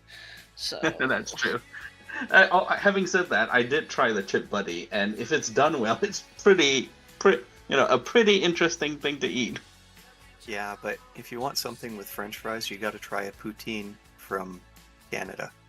Oh yes, I have. I mean, also to say on the other side, there is like almost every single popular food we have here in America isn't American food.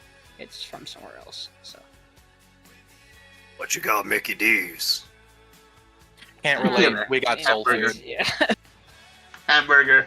We do have soul food. Apparently, though, in China, because he's been to China for a few years for school, he says that China has, like, their McDonald's is some of the greatest food you will ever eat, because it is not actually like McDonald's over here. It is high quality dining. It is ridiculous. No, McDonald's is different in different continents. I've heard that the McDonald's in Japan also taste pretty good, from what I've heard. Yep. I can't remember what country it is, but there's a country that banned McDonald's where there's like literally no McDonald's in it at all. That's interesting.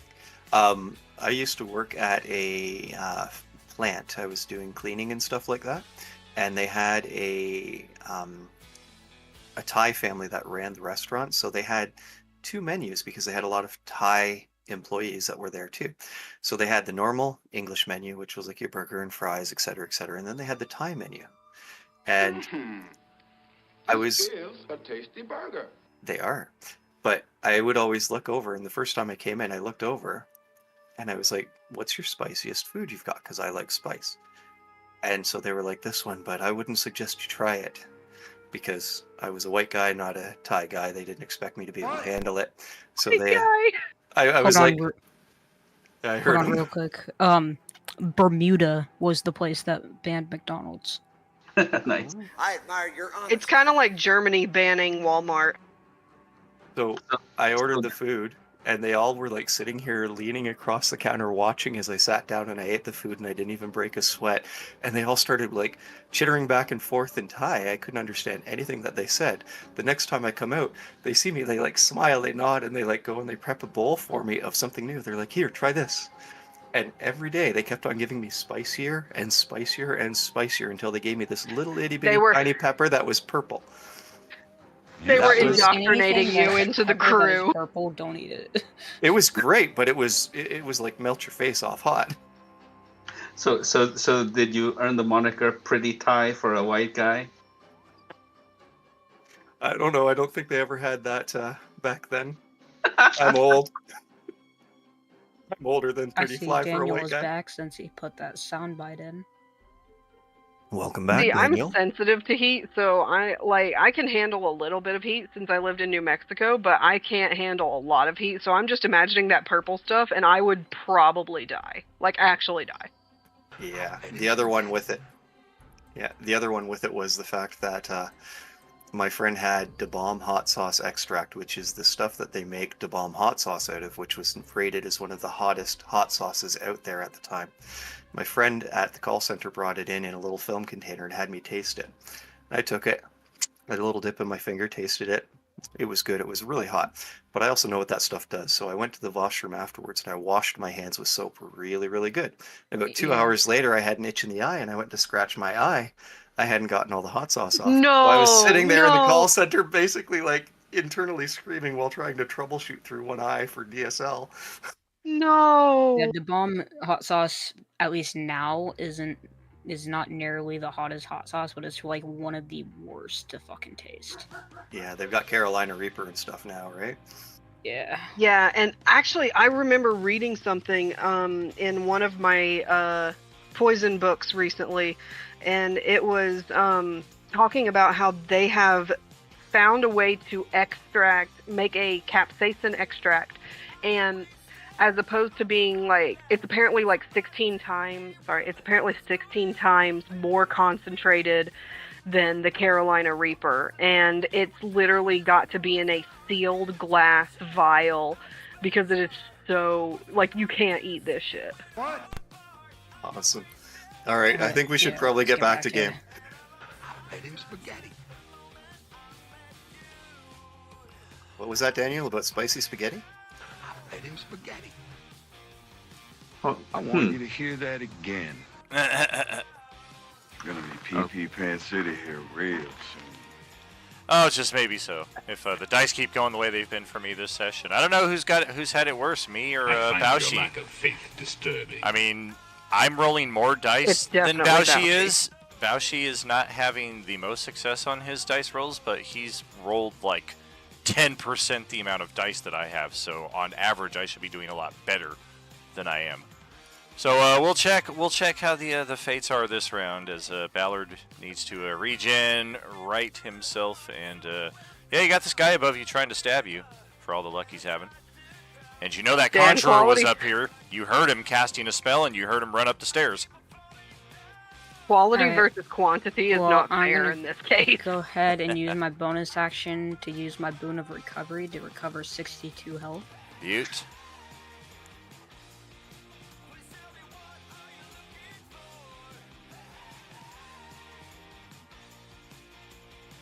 And then I'm going to go ahead and start laying into this guy.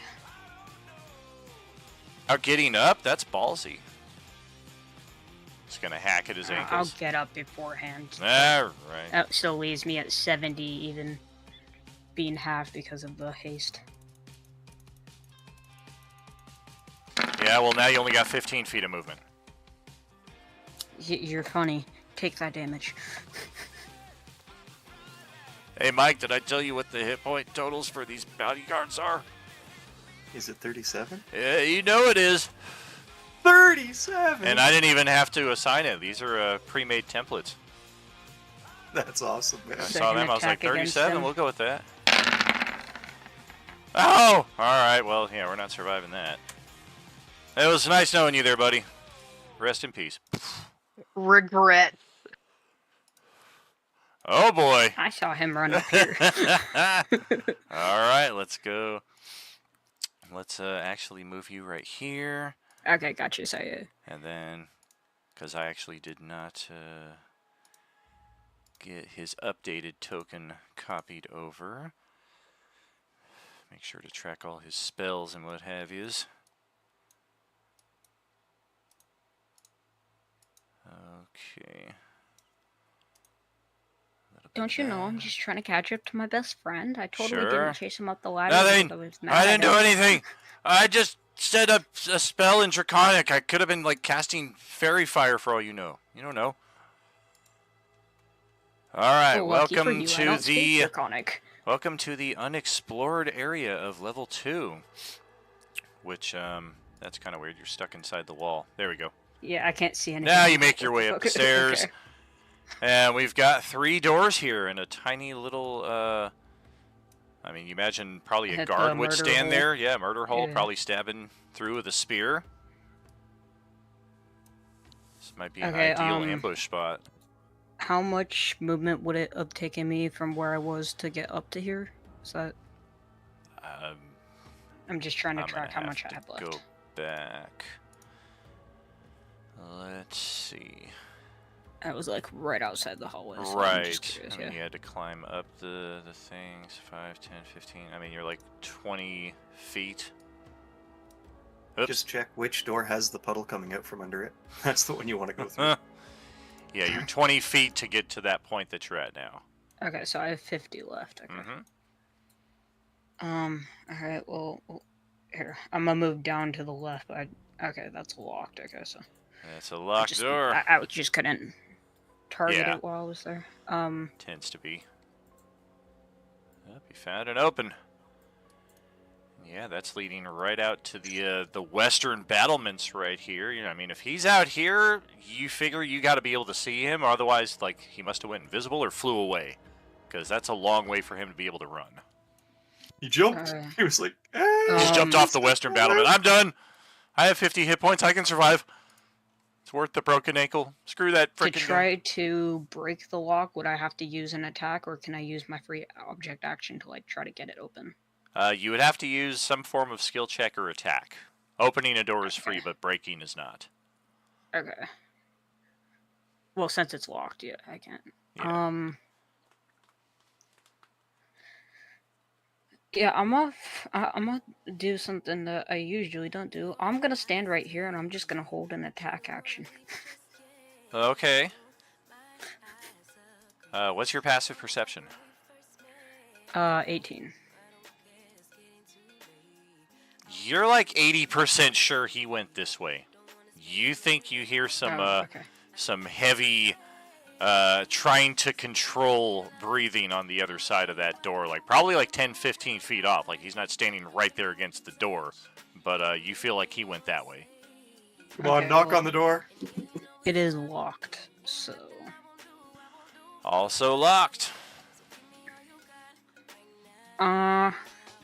Yeah, no, fuck it. We're just gonna go ahead and use the attack to try to break this shit open. Okay. That will certainly hit, and I mean, this is a one of the metal defensive doors here in the structure, but that is a lot of damage, so you're just going to sear a fiery gouge right through the lock, and that door is not going to be closing very well of its own anytime soon, and yep, he's standing right there in the hallway. I'll just poke my head through and just walk towards him. Yikes! Here's Johnny! Let me just show you what we so, did have here originally, and this is what I was waiting on for like what felt like 10 rounds. Oh, okay, good. Yeah. Oh. All of them were up here waiting to ambush you guys coming through this tiny hole. I have 5 soldiers, 6 bodyguards, 4 archers, and the Blackguard Dark Jedi himself who's standing over here. But after enough rounds went by, they started moving as a group to the room where you guys ended up fighting them. But just in case they did pull back to here, I did want to keep their tokens in position. But technically most of these guys are now dead. Now it's just the 2 of us. Okay. Good old buddy, how do you feel about that? Oh boy. That's the end of my turn, so moving on when you're able. Well, let's go back to level 1. And Xavier is staring down the Blackguard Sith Saber. I look him dead in the eyes, and I use an action to drink one of my superior potions. Where are they? Superior's going to give you 40. Supreme. Oh, Supreme's going to give you 60. Yeah. All right, that'll put me at yeah, that'll put me at full. And then I'm going to use my bonus action to teleport myself over to here. And then I am going to use my hasted action to Eldritch Blast. He and he. Okay. Starting with this guy here because I want to knock him back in the hallway further.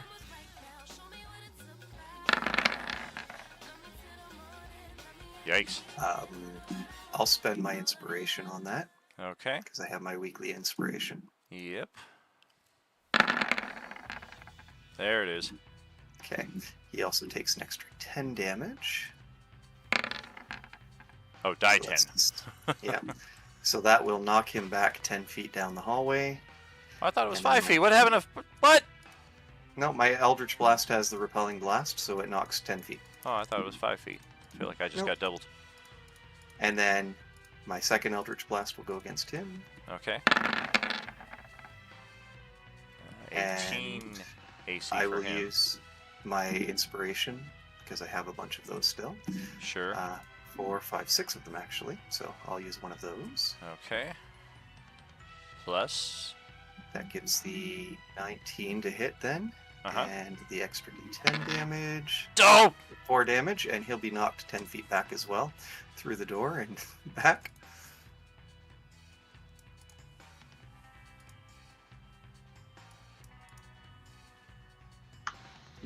Just glares at Xavier. It's like, all right, I'll go after him.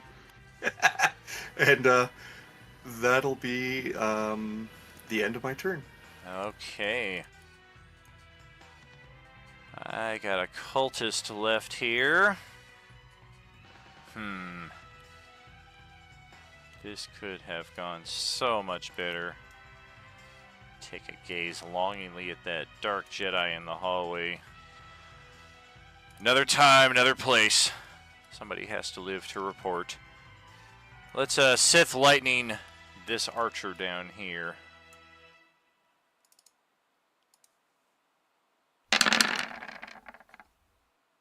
That's gonna miss. Let's try it again. That will hit. 18 damage. That will incinerate the one that is standing next to Lovlar. And might as well burn the third one on that same guy. Ugh. That'll hit. And this archer will just barely be hanging on. Well, whatever. We claimed what we could. Shifting sands. Teleport ourselves back outside to an empty space.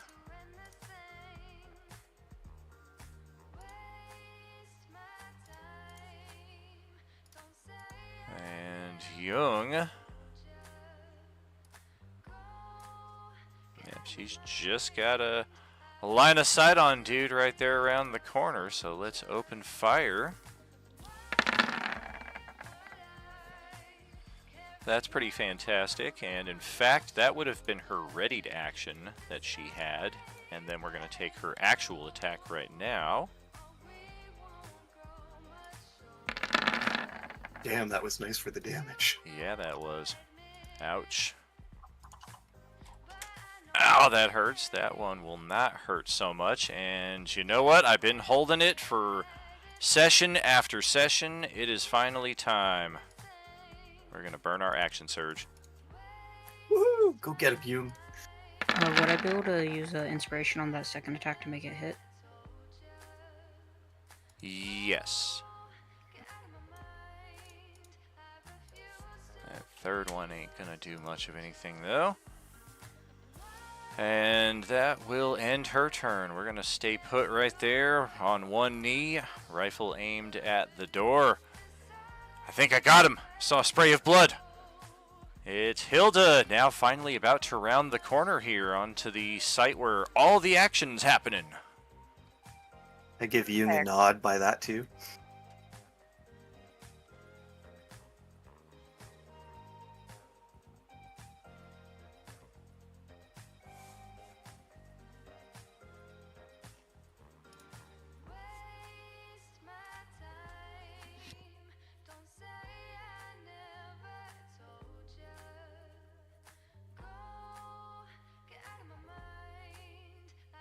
Oh hey, there's the big bad guy. Yeah, I'm gonna use, let's see here. I'm gonna use Searing Smite. I don't know if it's still active or not. I noticed, something, the little, icon on my character, but I was, like, not sure what that was. I think that's what it was. Okay, I'm gonna use... see it. So, She's got the concentration symbol up.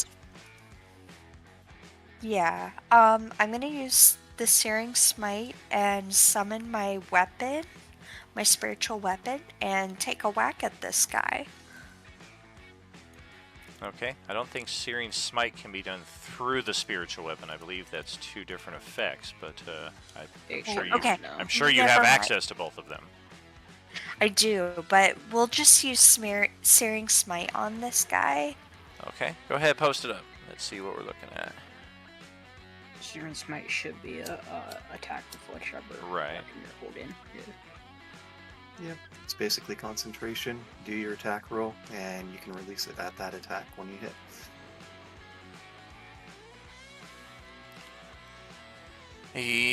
Yep. So yeah, that is what you've been concentrating on. Go ahead, roll your attack. See if you can hit this guy. Deal some extra elemental damage if you do. Fire.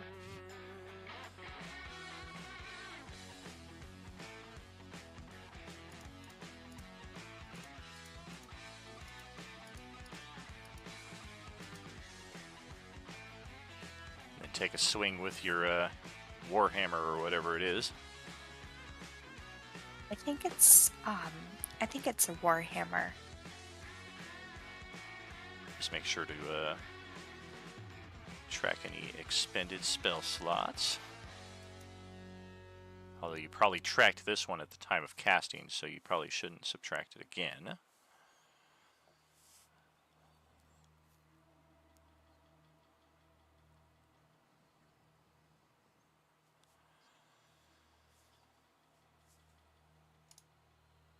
Did you hit the attack block for the Warhammer?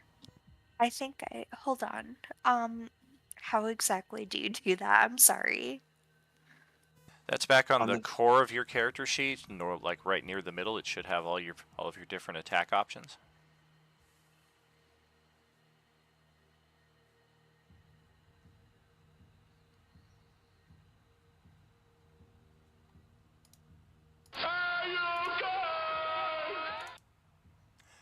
Up close, and now click where it says the weapon, but not the damage. If you just click the damage, it's only going to roll the damage. If you click the weapon, it shows the entire thing.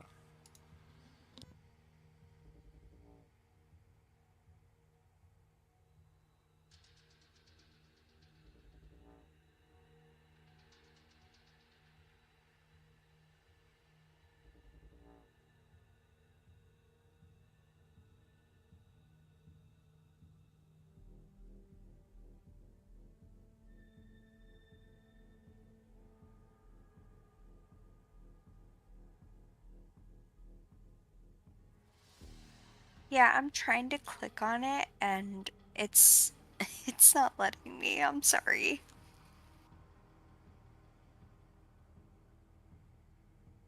So you're highlighting over top with your mouse above your weapon, and it should turn like a red color. Like, for example, I highlight over top of where it says quarterstaff, and I could click that, or I could highlight over dagger and I can click that, and it goes like this.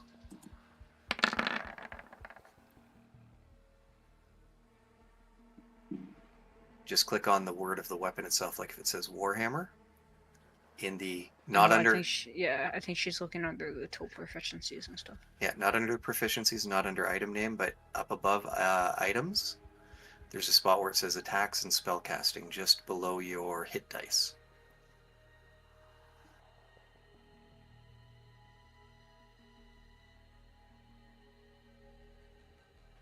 It'll be that middle column. Yeah, so I'm looking in the middle column, and it only has the Warhammer 1 and then Warhammer 2 for the one hand and two hands. Yep, that's the ones you're looking for. So if you go over top of the Warhammer 1, the word Warhammer, that would be a one-handed attack when you click on that. There you go. Sorry, Daniel. That's cool. Okay, so we got that will hit.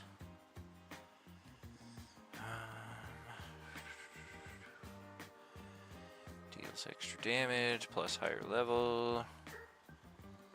And ignites the guy in flames. Awesome, and I think I'm gonna end my turn there.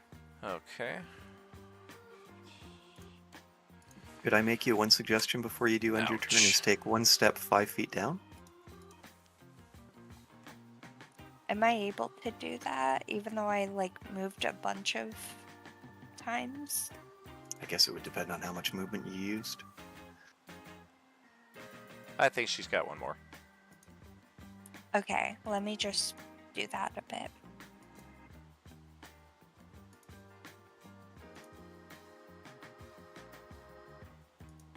Yeah, it's not letting me move it, 5 inches. Thank you, Daniel. You're welcome. Okay, and unfortunately we've got a downed character here that nobody seems to be aware of or tending to, so Levlar needs to roll a death save. Let's fucking Hopefully go. it's a natural 20. Natural 20. Make up for those Sorry, bad dice. Levlar. Well, you're halfway there. 10 is the bare minimum. You need 10 or better to succeed, so that is one success out of 3. At least. Yep. Don't roll a natural 1. That counts as 2 failures. You're looking to get 3 successes before 3 failures to stabilize. If you roll a natural 20, you will revive with 1 hit point of your own accord. The game show Cool, Life cool. and Death called Death Throws. Oh, yeah. Now we've got archers, and, well, shoot. Okay, well, I'm going to drag Levlar inside here, because I was part of the assault that knocked him unconscious. We're going to close the door. Oh, somebody broke the lock on this thing. Alright. And, yeah, I think we might make use of this guy as a prisoner, so let's try to bandage his wounds and stabilize him ourselves. Medicine check. Good enough. So you are now stabilized, but you are still unconscious. No more need to roll Did death you just say saving the throws. archers were trying to take him hostage? Yeah? Yep. Why I'm not? a little curious. Why Let him not? cook. Let him cook. I'm not gonna mess with it. Yeah. Yeah, our other archer here is going to step up in position there. Yeah, pretty sure our guy might need some support this way. So other archer is going to 10, 20, 30, do I have more movement? Nope, action dash to get an extra 5 feet in front of Baril. Baril will begin his turn, and we're going to have to bust out another one of these things with bonus action. back some of that HP. Start of each of its turns. We need a con save, otherwise we take more fire damage. We will make that save. The spell has ended now, so no more fire on us. Hilda is no longer concentrating on that. Get rid of all those. Okay, so that is activation, bonus action. Somebody just fucking shot me. She just stepped in here and hit me. My God. Alright.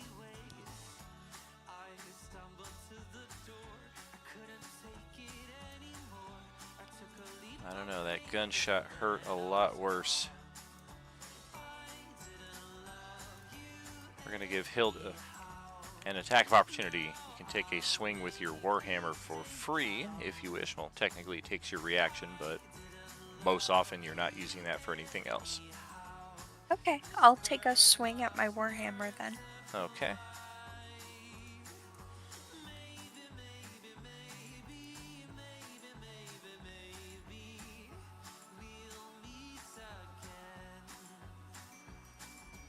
That technically hits because you've got the loose flank with Xavier there, so that will hit exactly. Hell yeah. And we're going to lean into Jung with our Blackguard Sith Saber.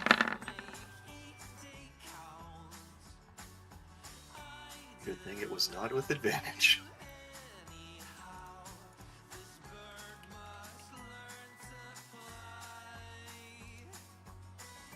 Still more than she's got. No fr- Alright, okay. If you guys are not familiar with Star Wars Saga Edition, a Destiny point is a point that all characters and pertinent villains get each level. You only get one of them. You spend it, it's gone. It allows you to do a number of things. One of them is give yourself an automatic natural 20. That is the second time that I have just posted an ability and wasted a natural 20 to do so. All of that to say that, yes, we are going to natural 20 her here. 16, 26, that's 37 damage. 37. Also, does Jack still have his Spirit Guardians up? I believe he does. Oh, same question we asked at the same time. Good timing, Jax. Jinx. And not only that, but 12 plus 25 is 37, which is exactly the amount of damage that I needed to roll to kill her in one shot. And that's exactly what he just did. Son of a... And then we will check... We're gonna have a hella time explaining this to Marco, aren't we? Let's check our wisdom saving throw. You knew the risks. That's a fail.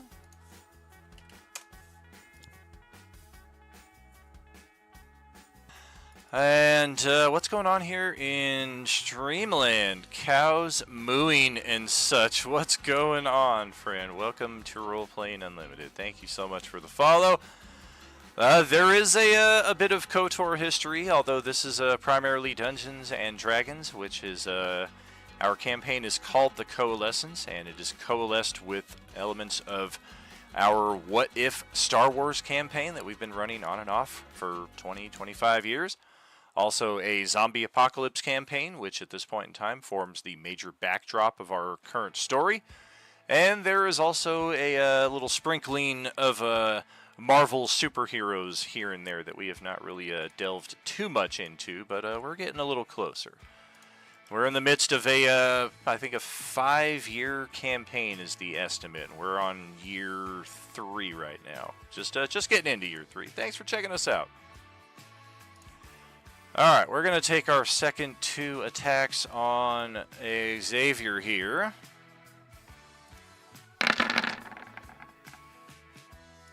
That will hit. Alright. That one will miss. Yeah, we'll force point that second one. See if we can turn that 16. It's going to be a 3. That's the second time my 2d6 came up as a 3. Okay, a 19 to hit. Helping you wasted another That would miss 20 because there. I have my haste potion on, so that puts me at a 20. Oh, very close. All right.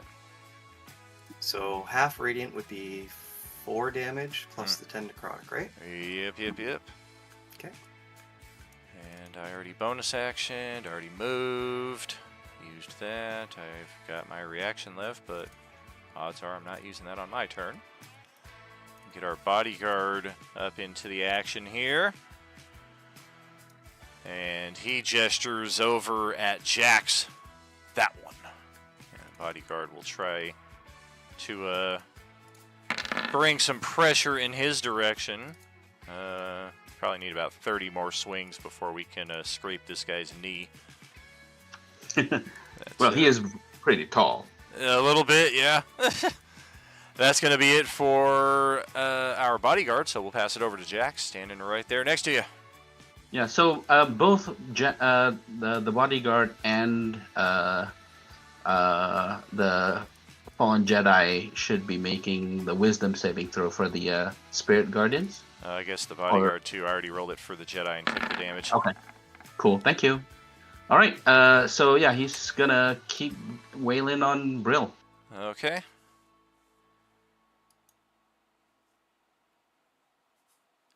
Yeah, this time I'm gonna use my reaction on you. We're gonna move you elsewhere. It's going to be a wisdom saving throw for you versus my performance or use the force roll, since I don't have use the force here. Ouch. Are we going to keep that, or are we thinking about changing that? Yeah, why not? We'll do inspiration. Thank you. Okay. Oh God! So 8. 8 is the best, and if you roll an 8, you're gonna get a 16, which could technically. No, I would still beat you by 1, even if I rolled a natural 1. So. Yeah, that's okay. All right. It's a matter of how good we roll here. 25 on move object. Converted for D&D 5e purposes. You'll see some familiarities here with the Saga Edition. 25 is I can move you up to huge size, deal 6d6 damage, and if it exceeds the second target's reflex, which would be a dexterity saving throw in this instance, we're going to try to hurl Jax over towards into Xavier. So Xavier needs to roll a dexterity saving throw. 25 is the mark based on what I have rolled. I have to roll a 25? You need a 25. I can't even get that with a nat 20. Bum. Alright, so repositioning is not the worst. Damage is not even average. But yeah, we're going to throw you guys over here, slump you into each other, and you'll each take 16 damage and a prone.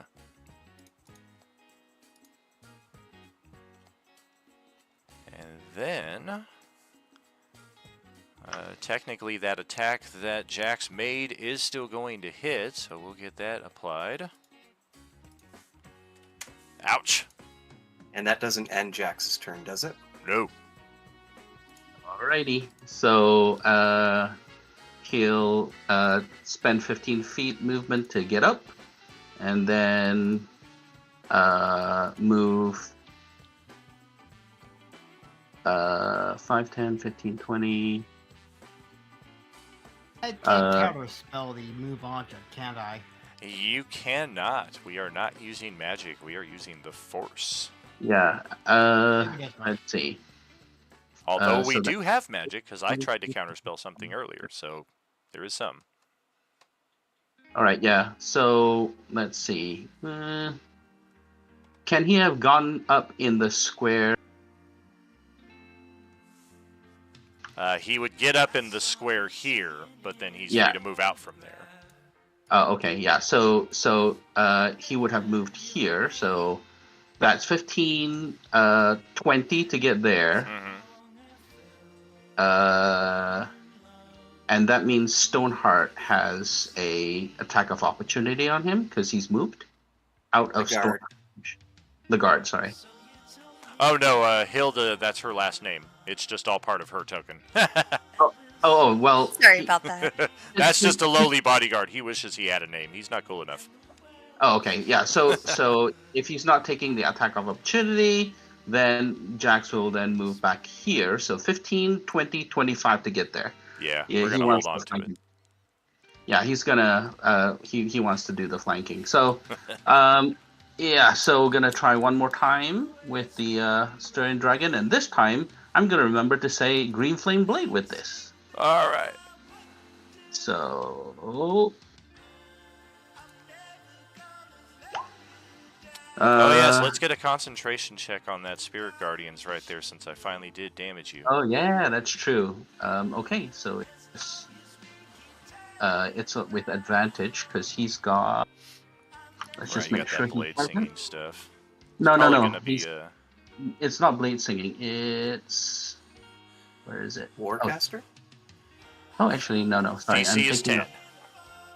Oh well. Minimal DC. Half the damage or 10, whichever's higher. Yeah, there we go. You're good. Okay. No, he's not. That attack is a miss, though. Yeah, he's not blade singing right now. Gonna spend another inspiration, so... Green Flame Blade is an action, not part of an attack.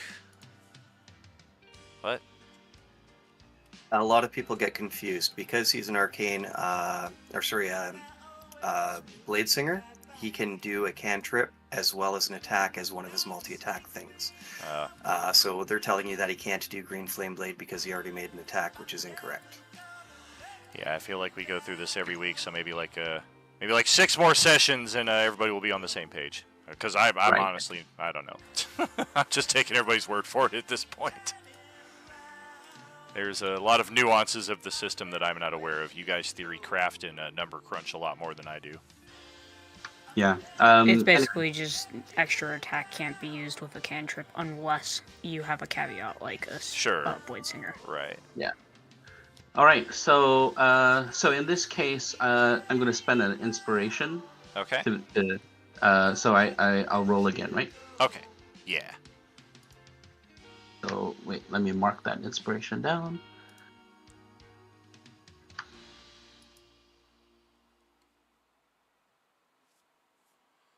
Well, Yikes. That's worse. Okay. Well, that misses.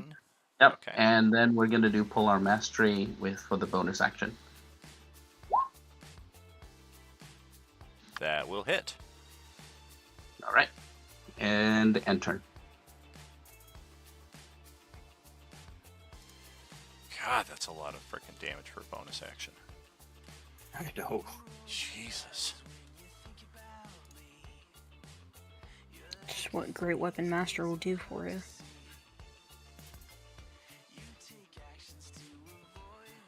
Let's go to the Itsy Bitsy Spider.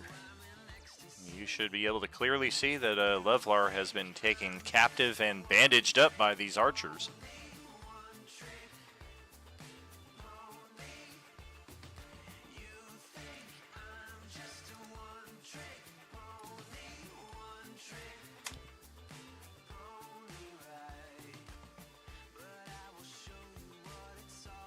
What's going on with Priyu? I forgot to press the button. That's what's going on with Priyu. All right. I'm gonna go help out Lovelar.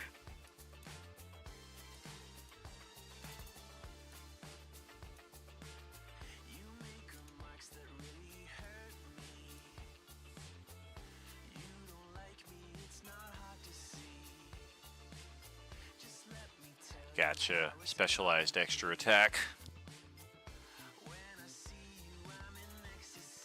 That's the tricky part of it, because a lot of times, like, I get used to these abilities you use, but then I also kind of rely on our Twitch audience, because I'm usually about 75-80% when it comes to the mechanics, so sometimes it's invaluable to have the extra eyes and ears on the system, and more often than not, they're correct in what they're saying, and in this situation, he's correct, but so too are we correct in our retort here.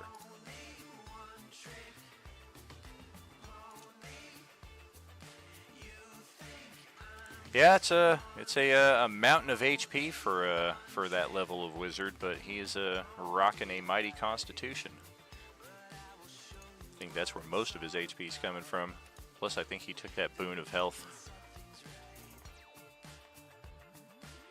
Yeah, I would also be completely screwed if I hadn't taken that health boon.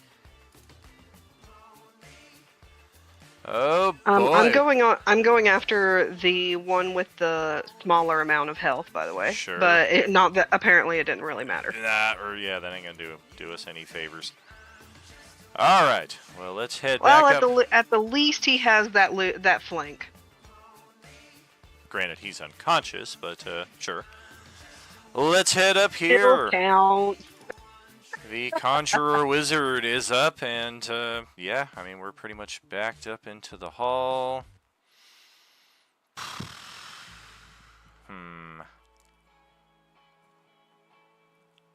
I like my chances better with this, so let's Arcane Burst Melee 3 times. Nope. Yep, crap damage. Nope. That's about the average. 1 hit.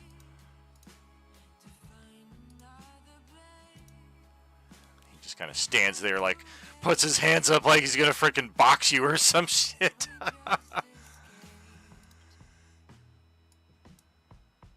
And we'll step back to the first level. He was like, let's do this! Oh, I think this was a bad idea. Oh, man. If only the dice were with us better. Rala, over to your turn. I'm guessing he's already the Fallen Jedi has already used his reaction. We did. Perfect. Heck.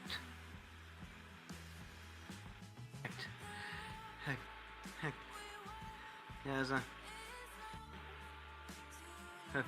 Since he won't be able to counterspell me now.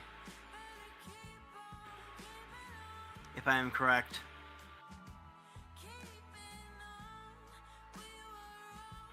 Right?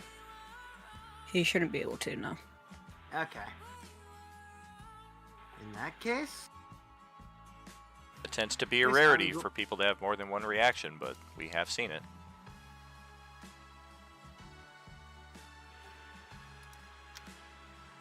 We can go for burning hands into that.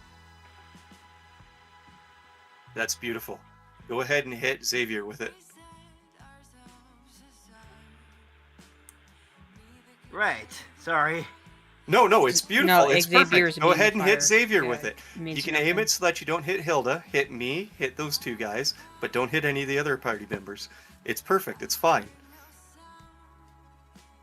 I'll aim it so that I'll hit those 2 and Xavier then.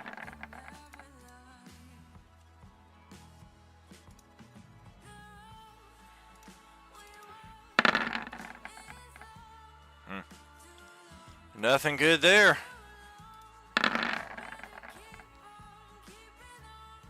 I know. I didn't We're have all big set, Xavier. we're all set here on this side. Let's get that attack roll.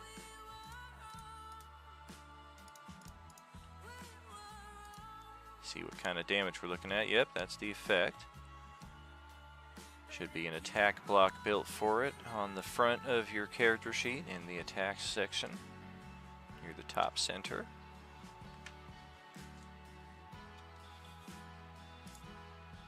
You're the top center. In the middle area where you have your normal weapon attacks and stuff, there should be one for your Yeah, burning yeah. hands as well.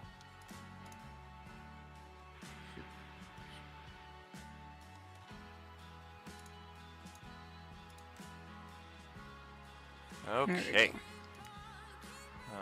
Let's see for that. That is that. Okay. And then you also. Okay. Got it. And anything else for you there?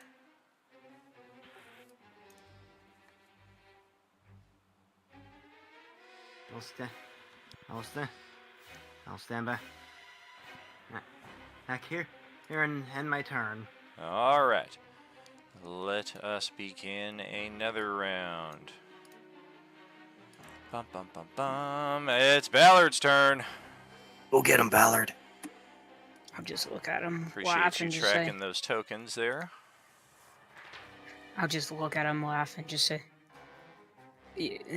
"That's all you got? All right, let's see how much you take this."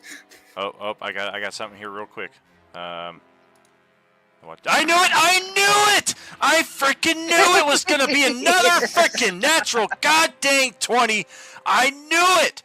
Alright, Is he giving him the puppy dog eyes? No, we're gonna point over your shoulder and be like, "Oh my god, look!" I was in the middle of pulling out. I was in the middle of pulling out my sword, so I'm gonna look, but my sword's gonna turn as I'm looking. Even if you do turn around and look, like, I mean, literally, there's not much I can do, and I got mage armor up, but oh, whoop-de-doo. That's a lot of damage. Ugh! I just turned back around and I'm just like, there was nothing there, and I just. Well, there is now from his perspective. He sees the fucking Grim Reaper stepping up behind you now. Well, I guess I should just put you out of your misery. 20. Yeah, that will certainly do the trick. And that's a day for the Conjurer. We'll take him out of the initiative now.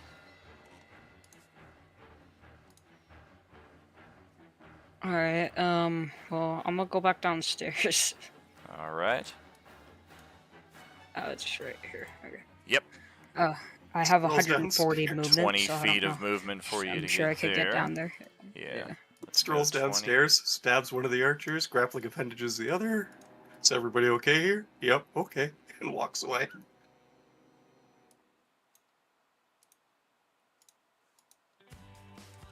It takes me how much? So it took me 20 to get to the stairs. How Correct. much to get to there? Yeah, 20. It's 20 and then 25. So it's 20, literally 5 feet. so It's the next space. Oh, it's okay. So it's 5 feet. Okay. Yeah. Okay. So now you're 25 into 140. Yeah. All right. Let me do this for you then.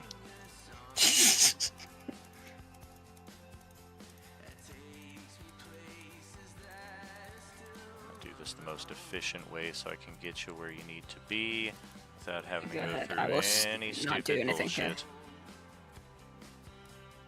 There you go. That is certainly not the movement, but okay. That's what you're doing. He's clearing the area. I'm just making sure there are no traps anywhere, because if somebody steps on something, if Levlar gets revived and steps on a trap, like, we're not dealing with that. Yeah. Alright, I'm gonna go ahead and run by and use my bonus action to grapple and appendage this guy to smack his ass. Oh gosh. You're smacking his ass? Yeah, I'm gonna smack his ass. Oh! My ass! You guys! Seriously! That might just be a bit more than smacking. Wow. Oh no, that's just his version of smacking. And then he's gonna run up Oh god. to over here. Oh, this other archer with 2 hit points is like, oh, thank God. And he's gonna go ahead and lay into him with his hasted action. Oh god. I'll use an inspiration. Got it. Stab right through him, standing at the end of the hallway. Oh, where'd you come from? And that will be my turn. Well, there's but one member left of the Cult of Nihilus on site. You guys killed the rest of them, and we need to go back and report to the assembly. So the final cultist, who is out here somewhere, is going to ascend and then action dash, and we are effectively out of combat. So we will take them out of the initiative. Jung is dead, so she is out of the initiative. Hilda is up next. When did Jung die? Hold on, what? Jung died last round. The Blackguard Dark Jedi stabbed her with his Blackguard Sith saber. Did we miss some people's turns? Because I didn't get a chance to go yet. And I go right after Ballard. I think somehow we did skip by you, so yeah, go ahead. Alright, I'm going to use a bonus action to teleport to this square here. Can I actually teleport into the standing position, or do I still have to use half my movement to get up? I don't see why not. Okay, then I'm standing up. I will then, looking at these two, grin and cast Burning Hands to hit just those two. There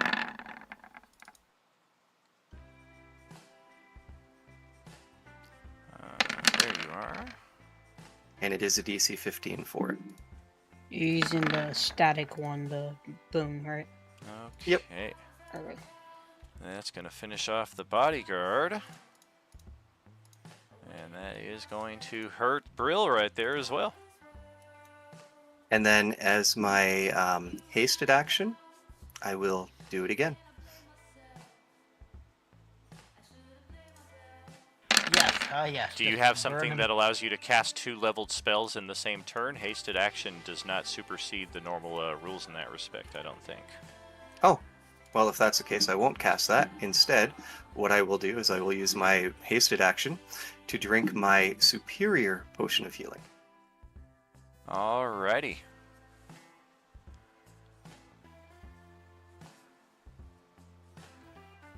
Take that off my list. And that gives me max of 40, you said?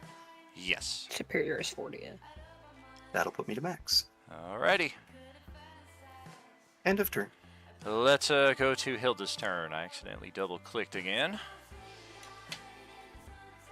So I want to start making my way to Lovelar to try to heal him. Okay. But I noticed that there's something in my way. So I am gonna attack it with my spiritual weapon. Underneath the bridge. Why is the door closed again? Top has sprung a leak. Yeah, I don't think it can close anymore. I might as well just move it out of the way. Let's put it over there. Okay. Spiritual weapon. You should be able to drag that character sheet right onto the tabletop into the space right there. Like, instead of clicking spiritual weapon, Hilda's spiritual weapon open, you should just be able to drag it. Perfect, just like that. And then cast the spell and roll. You should have an attack built for it on your character sheet, just like your other oft-used assault.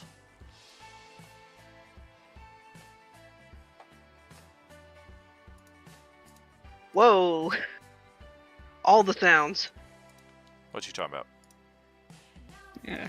I ain't hear nothing. What are you talking about? What?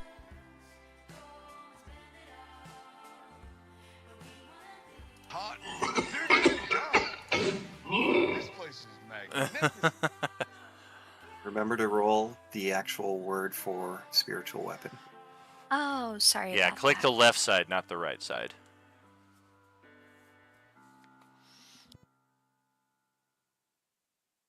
On rare occasion, you might need to just click the right side, like if we're just looking for damage, but when you're doing the actual attack, that's what we're looking for. That will hit. Get some more force damage off this guy. These archers got a fair amount of HP. Gonna take a few hits to get through this guy.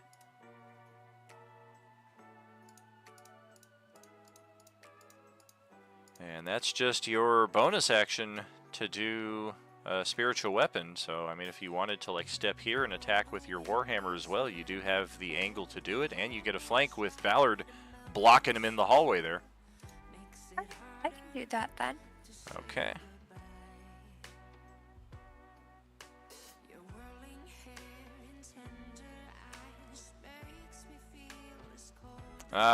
Even with the flank, 16 is what we're looking for. That will hit on the money. Another 8 damage. We're getting there. Do I have to hit anything else, or can I end my turn there? You can end your turn for sure. Sounds good. I'll end it from there.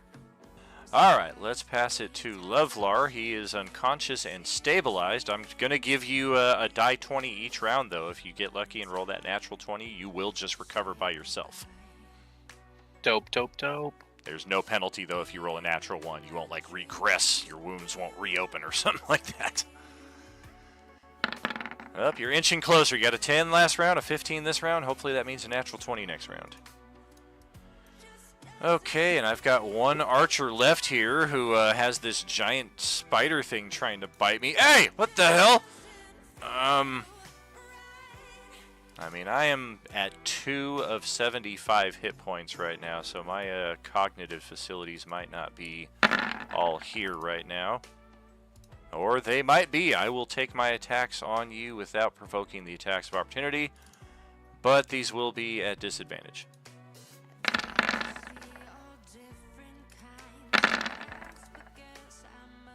That is a 12 to hit the spider, which will miss, and then a 16 to hit the spider for 12 damage. I think that might revert you.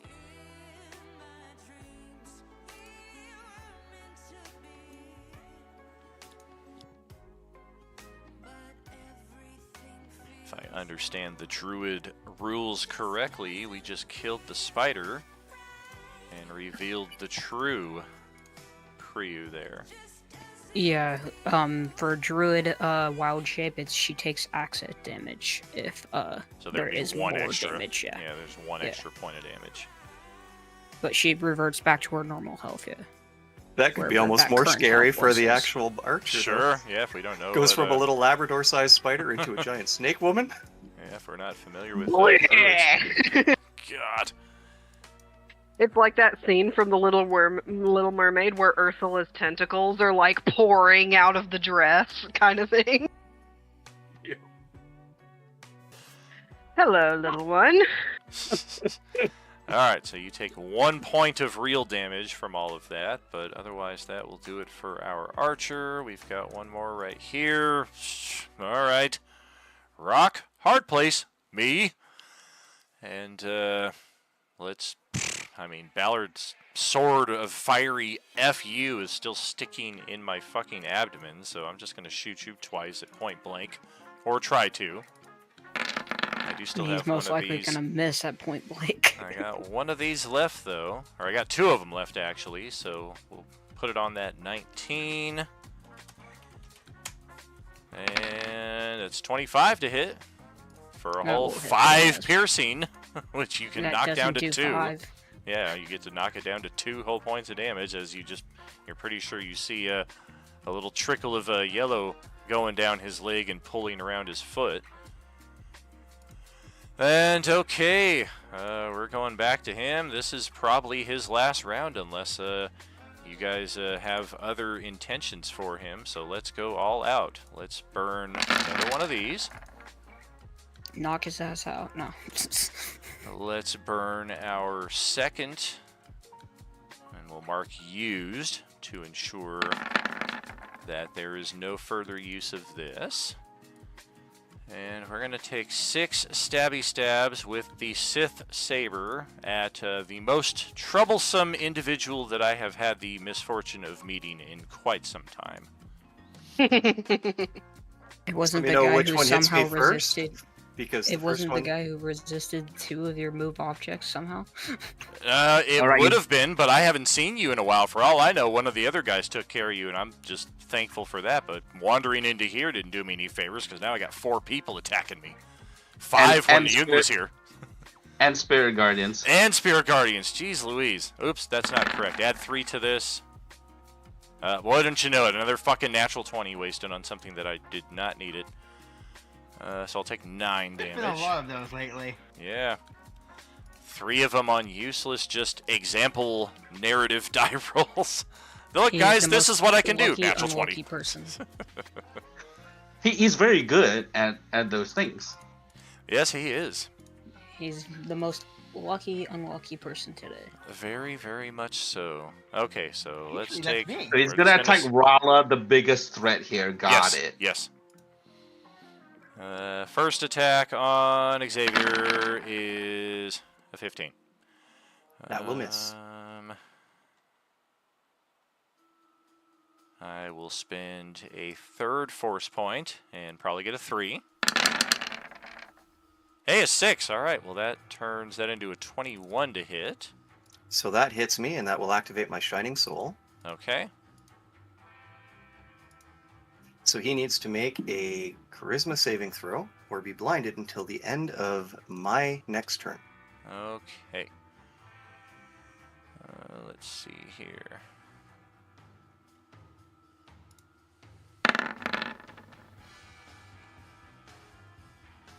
I believe that would fail. Right. Okay, see if we have anything here. What is the DC? The DC is 8 plus proficiency, so that's 3, that's 11, plus 4 is 15. Well, it's on the high end, but we'll try our luck. Nope. All right, we are blinded.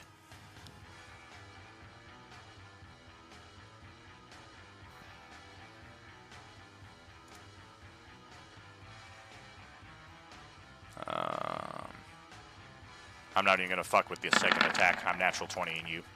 You have really pissed him off now. He is furious. You will die! Damn. Oh, he's mad. He is killing you. Just remember, I can't be brought back, so. I mean, he doesn't know that, but I mean, he can't be brought back either. That is going to be 35. That is going to be 30 points of necrotic.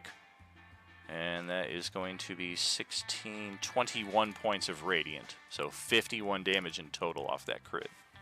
How is it 21 from 5? 2 die 8. 16 is the max. 16 plus 5 is 21. Right. Okay, so half that would be 10. Correct. Plus 25, you said? It would be 16 plus 14 is 30 necrotic. Okay, I'll take that.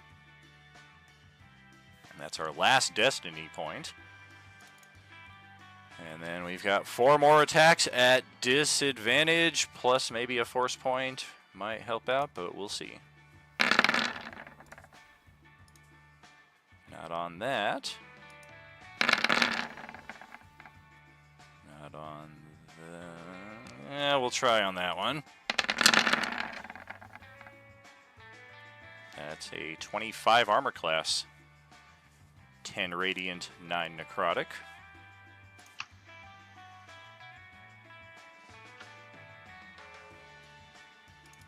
Sorry, just to confirm, this is all Xavier, or it's all is him? it to Yeah, Jack?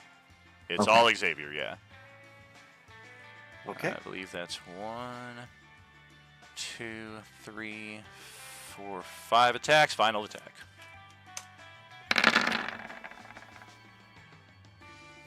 Oh, 24. I will cash in my instant long rest.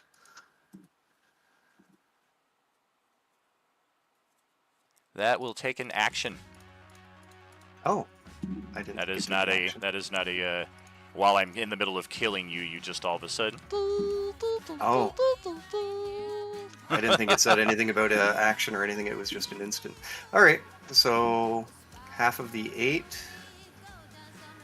plus the 12. So 12 plus 4 is 16 damage, right? Actually, I am incorrect. It does not take an action. It takes your full round. You will sit there and do nothing and like it, and then you get your long rest. So 6 seconds of deep breathing exercises. Okay, actually, that's not a crit because he takes disadvantage on the attack. So Exactly, it's a normal 24 to hit. hit. Okay, so Yeah, that that's would what be I was saying. 6 It's 3 6 plus 6. necrotic plus 3. Half the 3 would be 1, so that's 1. 7 damage. Yeah. Okay. And I mean that's as good as he could have done with you having blinded him. So that's going to likely be a day for him unless the worst happens on your guys' side of the dice. Bodyguards, I think they're all gone. Jax, your turn. all right. He's like, "Oi, what about me? Leave him alone. Pick on somebody bigger." So he'll move here and then here to get the flank, and then he's gonna start wailing. That All will right. hit. Oh! And that will slay. Alrighty. Yeah, we are not surviving that. We had 21 hit points after the first attack finished off. Xavier holds up a thumbs up to Jax. And Jack says, you need the potion? I got plenty. Oops, didn't I'm mean to worried about include you on helping that you. text channel. Sorry? Said I didn't mean to include you on that text channel there. Oh, wow. Alright, okay. So we can't bring Yung back. Oh, shit. Yeah, I was getting ready to use my Phoenix down on her, but oh well. Alright, okay. So he says, if you're alright, then I'm going to keep moving. So that was 10, he moved 10, 15 to here, and then does the spiritual weapon actually take a whole space? It does, right? It does, but No, it's incorporeal, so you can stand in the same space as it. Oh, actually, you know what? He's got a pole arm, so this, if he moves here... Or that? Yeah, if it's reach, then yeah, you can still hit him here. Okay, that's fine. So he's going to bonus action pole arm mastery.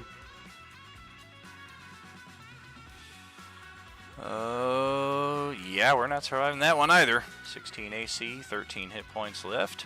Dead. And then there was one. I just start knocking on the wall and just saying, "Good job." Oh, and if he hears Ballard's voice, Jax will actually move back because he remembers that Ballard is not wasn't there when he cast Spirit Guardians, so he will move back. I'll holler up to Ballard. We're good in here now. Except Yung has died. You just hear silence.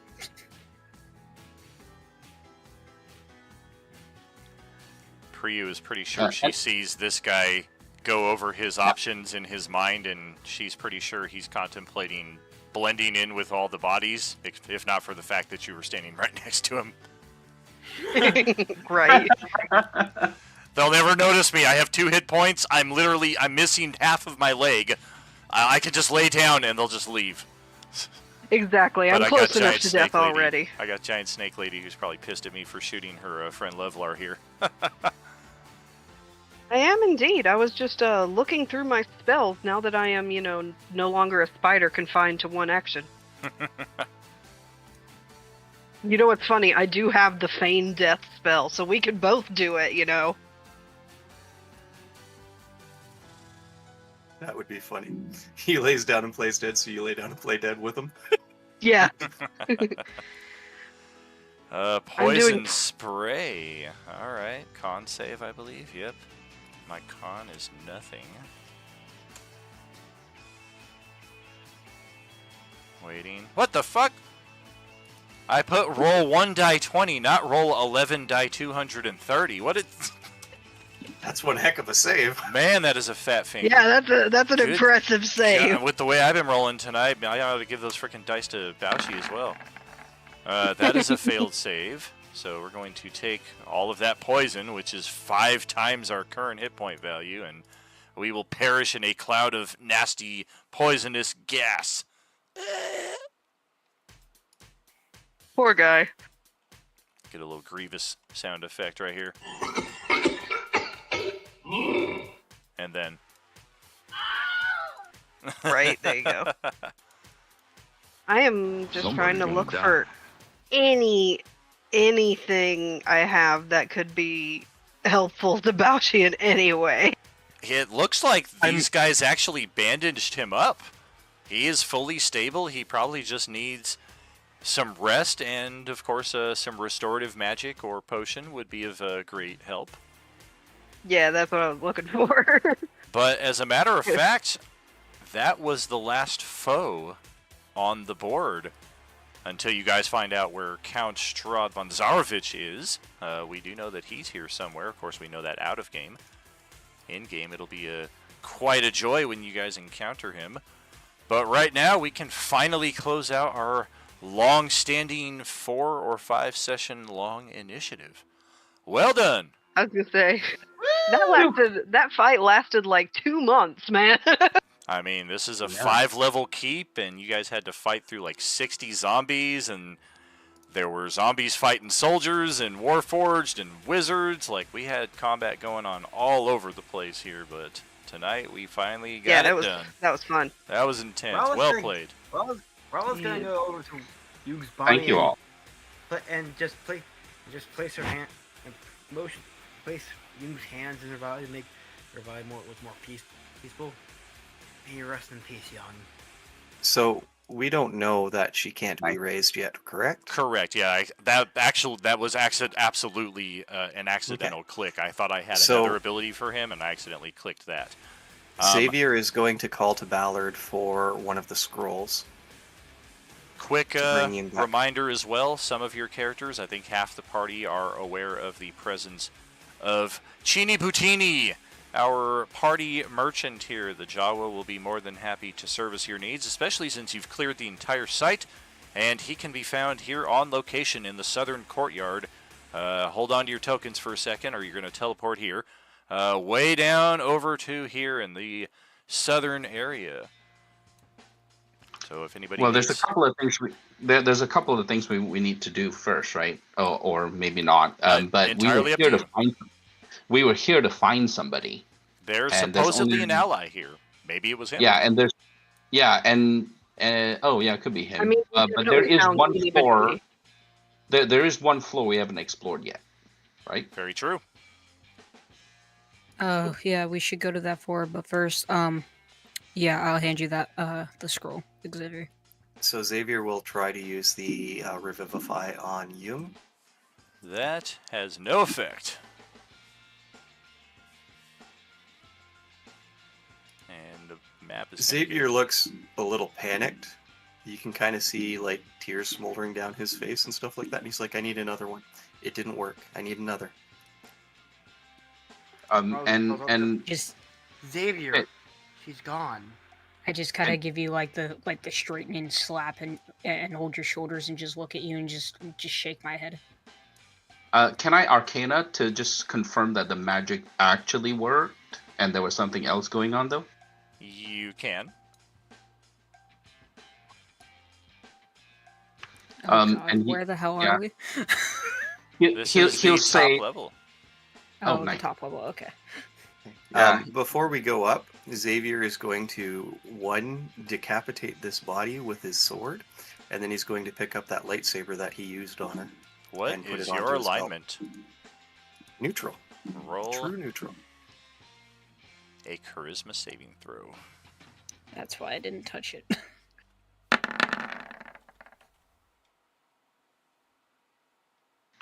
if you want, you can take a hero point from me for a D8, or if you want an inspiration, you can have that too. Go ahead and give him an inspiration point. I'll give him a hero point. Are we re-rolling? Or are we sticking with an 18?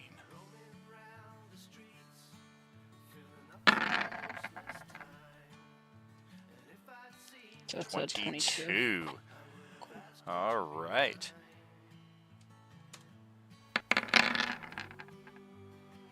That, on a successful save, is 16 cold damage, as you just hear spirits screaming into your brain. Put me down! We do not belong to you! Your life is forfeit for daring to touch... Just like 6 voices or so screaming over each other in protest, as like you barely put a finger onto this thing, and there is an intense radiation of cold as you touch it. Daniel, before you continue with the top level, from getting from the 4-1 to 4 to the top level, would I go back up to full, or sure from where I am, just from natural healing? Okay. Yeah. Okay.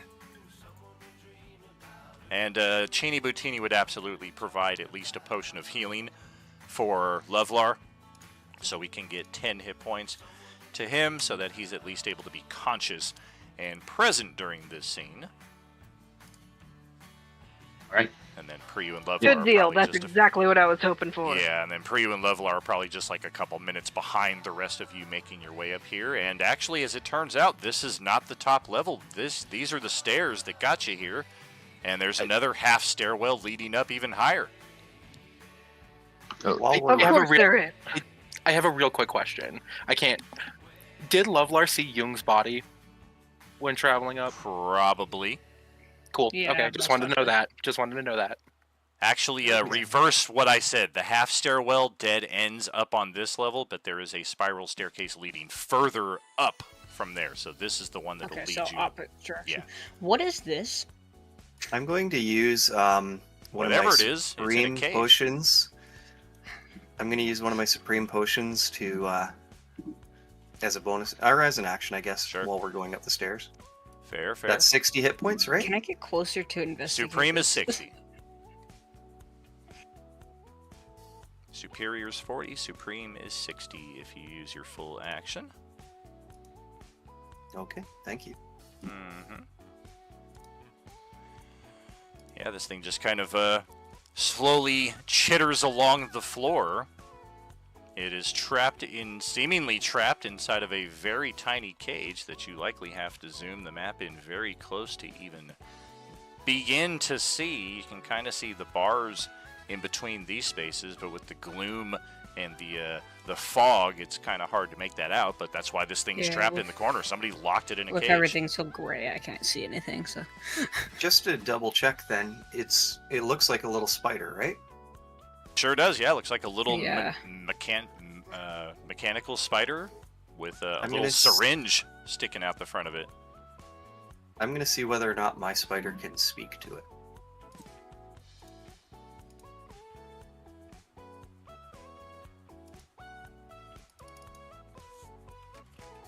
Not sure if it has a spider language or not, but see if my familiar can actually talk to it. Are And these, I'm gonna try. am I?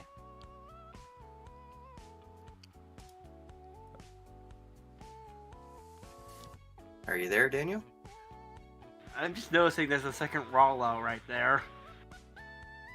All right. I'll leave it up to you to check any pertinent abilities on your character sheet, but the way it sounded is you weren't sure if this was able to talk, and the spider's character sheet does not have languages. Right, I was just wondering spider to spider type thing, if they might have had any type Sure. of way of communicating between each other. Yeah. Can Jax use some kind of like arcana or something like that to determine what this thing might be? You can try.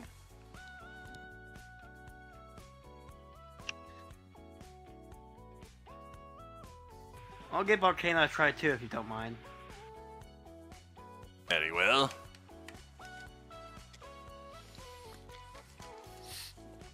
Well, whatever this thing is, it's definitely a magical construct, likely an artificer's creation. What the green liquid in its back could, in its little receptacle there could be, but I mean, at face value, you would be inclined to think this is probably some sort of potion delivery method, possibly poison delivery method. I don't even see a token for my spider in the list of NPCs or anything. Can we tell what the potion is? Like, or do we need, what do you need us to roll to figure out what the potion is? You'll need to access the potion for that. would I be able to tell anything additional with the investigation? Or... Love is gonna kind of like. I'm so sorry. Go ahead. I was just gonna say that he concurs. Oh, hey, I have 2 tokens. Love is gonna kind of like glance to the group, and I'm gonna let you know now that was his like 4th or 5th time going down this encounter. So he's all kinds of bloody and bruisey, and he just goes, "Y'all, is this really important right now?" Yeah, I think we should probably go get you cleaned up. The rest of us are probably not looking too hot either. I just like take out of my back pocket and just toss Lovar a potion while still studying the spider. I'll say, most of us are pretty affected after what happened. Not to mention, young. We will give her a proper warrior's burial later. Let's get and finish up this and secure the entire place. If this spider is trapped here, let's leave it alone.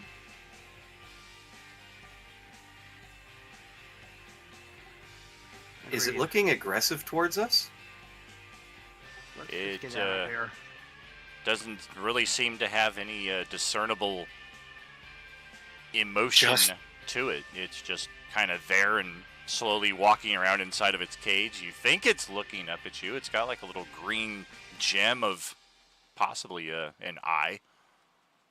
Why don't we just let the damn thing go? It's in a cage. Because I want to keep it. I just look at Xavier and I'm like, should I grab it? Xavier, I was gonna say, how big is this cage? Ballard, can you break the door open? Let it out? No, can we carry the cage? Like, can we keep it in the cage and take it with us, kind of thing? It's not a cage. The cage is built into the fortress. Yeah, that's what I figured. Gross. Look, let's just leave it here.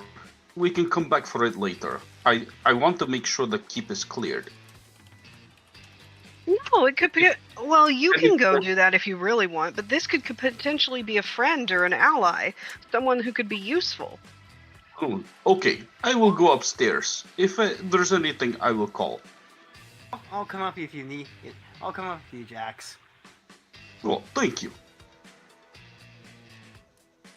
If he's still hurt, Jax will say, "Here, have a potion," and he'll give him a regular potion of healing.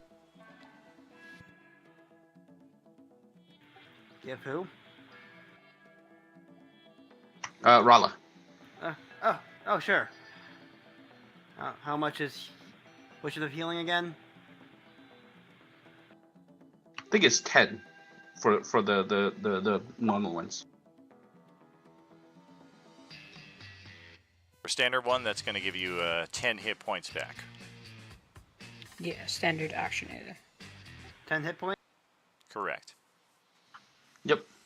I just look at Jackson. I just say, "Fine, let's go fucking clear the rest of this shit." But I'm coming back for this spider. All right. I'm gonna look down at the little spider and say, "We'll be back for you, okay?" And I just kind of. Yeah, I'm going to do the same. I'm gonna like gently talk to Balshi. I'm gonna gently talk to the spider and like coo and all this sort of thing. Like, don't you worry, we'll come back and we'll take care of you. You're not gonna be alone anymore. It lifts up one of its mechanical legs and just kind of touches it to the bar. Oh, it's so cute. Don't worry, we're gonna get rid of these bars. We'll set you free. My vision just disappeared because I was deleting. Question: was that myself. spider small size or was it actually medium size? It's small. Oh, okay, cool. I've already claimed dibs. I'm going to have it as my pet. It's going to be my friend. You are a little late on that. Nah, I'll fight you. You want to fight the barbarian of the group. Okay, no, okay, you got a point. Well, let's get everybody's tokens copied over then to the next level. Maybe that's the final level. Who knows?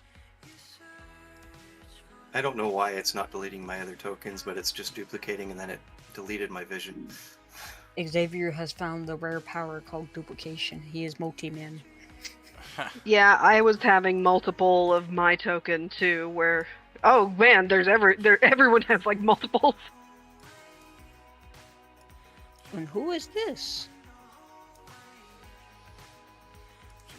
I mean, we've seen that man before because he came and he talked to us. At last, you have arrived. Congratulations to each of you. I can tell by the tears and the wounds and the blood upon your weapons. It has been quite an afternoon. Well, here's Strahd. How many tokens do I have?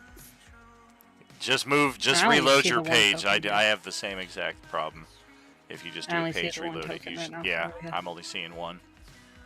It was showing like 5 of me. Yeah, well, even when I get the duplicates, it's only on my GM side. It doesn't tend to populate over to your guys' side. So, which of you would like an all expenses express pass to my castle in Las Vegas? The rest of you, of course. Y'all. I just look at him and just like, what's Las Vegas? It is a city. It is quite a wonderful city, a city of lights and beauty, and delicacies and pleasures of which you can only imagine. I would be quite honored to bring one of you on a tour, a private guest-guided tour, so that you can properly relay the joys and wonders of such to your companions upon your return. You killed our friends, you son of a bitch. Shut the fuck up. Death is a natural part of life. I too am dead, but you can see that this need not necessarily be the end. I can offer such courtesies to those who show the proper respect to the lord of this realm. I just kind of put my finger up to my mouth, look at Xavier, and just smile, and then just start walking towards Strahd. Is he standing on a roof or something? He is standing on the roof, yes. Inside, or I thought he was standing inside, my bad. Yeah, we're all I just outside, look but up- he's on top of the Okay. roof of Yeah. the final structure here. This is actually an open, walled structure right here, so you guys could technically be under it and have like a full view of the keep in all directions here. That's why I didn't really put any Oh, lighting, okay. because you guys have What? the best He view li- of everything. he up likes here. to be tall. He stands Yeah, on so the it's- counter because he likes to be tall. So Yeah. it's kind of What? like a villa type thing, I guess. Exactly. You can imagine he was Oh. probably up here the whole time just watching everything go down while you guys were marching through this section like 6-8 weeks ago, making your way up through here, all the cacophony inside the keep. Even when you guys were out here fighting up here, none of you flew up high enough to make it to the next level to where you could see him, and good thing you didn't. What So he exactly- saw my spider monkey ability shit. Okay, cool. Oh yeah, and he saw the Nihilus cultist attacking Jax right out here, because Rala and Jax and the Nihilus cultists were right here, just probably like 20 yeah, feet yeah. lower than this level. I'm gonna go up to. I'm Strahd and gonna look not tell over me- the I'm gonna ask edge him, to say, see what he exactly does could this trip see, and I'm gonna entail be like, exactly? "Oh wait, we're both talking. Sorry." Sorry. It took you guys a while to realize that, one at a time. Yeah. I'm gonna. You- Sure. What exactly does this trip entail exactly? Is Oh. there even any catches here? Catches. Well, there will be all sorts of surprises and bonuses and wonders for which of you chooses to accept. But I You never. daren't asked me spoil what the surprise catch ahead is. of time. Lovelar is going to take a step forward, and he goes, "Y'all, this has been a lot of shit. Now, I understand that y'all, this might be your regular little thing, but I don't do this. And I don't fuck with these stupid ass whatever the fuck you are. And I swear to God, and he's gonna hold out his hand. Hey DM, remember a while ago I rolled that hammer from the deck of many things? Yeah. Can I summon it now? Yeah, sure. Perfect. And I would like to attempt to cast, and like that hammer is going to appear in like a cloud, like a thunderous cloud, in his hands. And I don't quite appreciate all of the death and destruction that has been caused by today. So here's what you're gonna do. And he is going to cast... Where is it? Command on Strahd. See if that does anything. And he's gonna go, kneel. Bro. Oh my god. Let's get the character sheet. Do you have the command spell added to your character sheet? Not quite yet. I wasn't sure if I was gonna be doing this now. Okay, so here's a good opportunity to test out the drag and drop for your character sheet. If you open your character sheet so that it's not in its own separate window, but that it's like above the virtual tabletop here. I don't know how you by default have your character sheet, but if you have it in its own separate window, the drag drop does not work. That I do. Gotcha. Yeah, you'll need to turn that feature off, I believe, in just the gotta settings. Close it and reopen it. I don't know where that is. I used to do that, but the drag drop is just so useful that I've just gotten used to keeping the character sheets on the main page, and then I double click them so the name just kind of fades into the background. I usually just close the character sheet, reload it, drag drop, and then open it back up into the new window. Sure. Yeah, that's what I'm trying to do. It's just. Yeah, I know for some people it's a little bit harder for different. But yeah, once you're able to drag and drop, there are the icons above the chat log on the upper right. One of them is called the Compendium. If you open that up, that is our library of D&D materials. All of the books that we own, all of the materials can be found in there. You can read through any of them at any time. You have access to them between sessions. All items, spells, magic items, you can look up and research in there. And for a lot of those things, when you search them up, when you do so, instead of clicking them to open them, you can just drag that name onto your character sheet and it will populate that item, spell, what have you, right onto your character sheet. Saves a lot of time in the long run. That's so fucking cool! Holy shit! It really is. It really helps with. Yeah, like you get a +1 longsword. You just type in longsword, you'll find longsword +1. You can drag drop it onto your character sheet. It'll add it to your equipment, calculate the weight. It'll add the attack blocks with all your pertinent modifiers. It does all the math and stuff for you. Easy peasy. Especially with the armor and magic weapons and stuff like that. Right. That have macros and stuff like that, because it automatically does the macros for you. Alright, so let's get... Here is the command spell. A wisdom saving throw. Alright, well, let's just check that. Bam. It's gonna need a 14 to pass. Strahd is a guy who carries a wallet that says bad motherfucker on it. And as such, you will find his roles hidden behind the GM screen, but posted for your courtesy in the Twitch live stream. This is another natural 20 on the defensive side of things here for a total of 31. Using up all those natural 20s early, aren't you? Burned up a bunch of them for no reason. He just looks over at you. I don't know if you are aware just who I am, what my history is. I will forgive this trespass this one time. Rest assured, next time one of you tries such an affront, when I come to you in parley, it will mean your life is forfeit, and I do not make such threats idly. I follow through on them. I have a host of undead at my command, undead who do not need to sleep, rest, or ever tire. So I ask again, which of you would like the invitation? I just look at Xavier and I with just a questioning look of if I should sacrifice.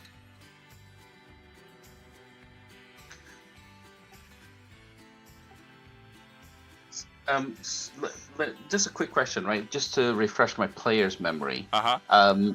Who told us that we were going to find an ally here? Strahd did. It was Strahd himself, yes. Okay. Yeah, he said that there was a battle going on at the keep, and that there was an ally that you might find use of.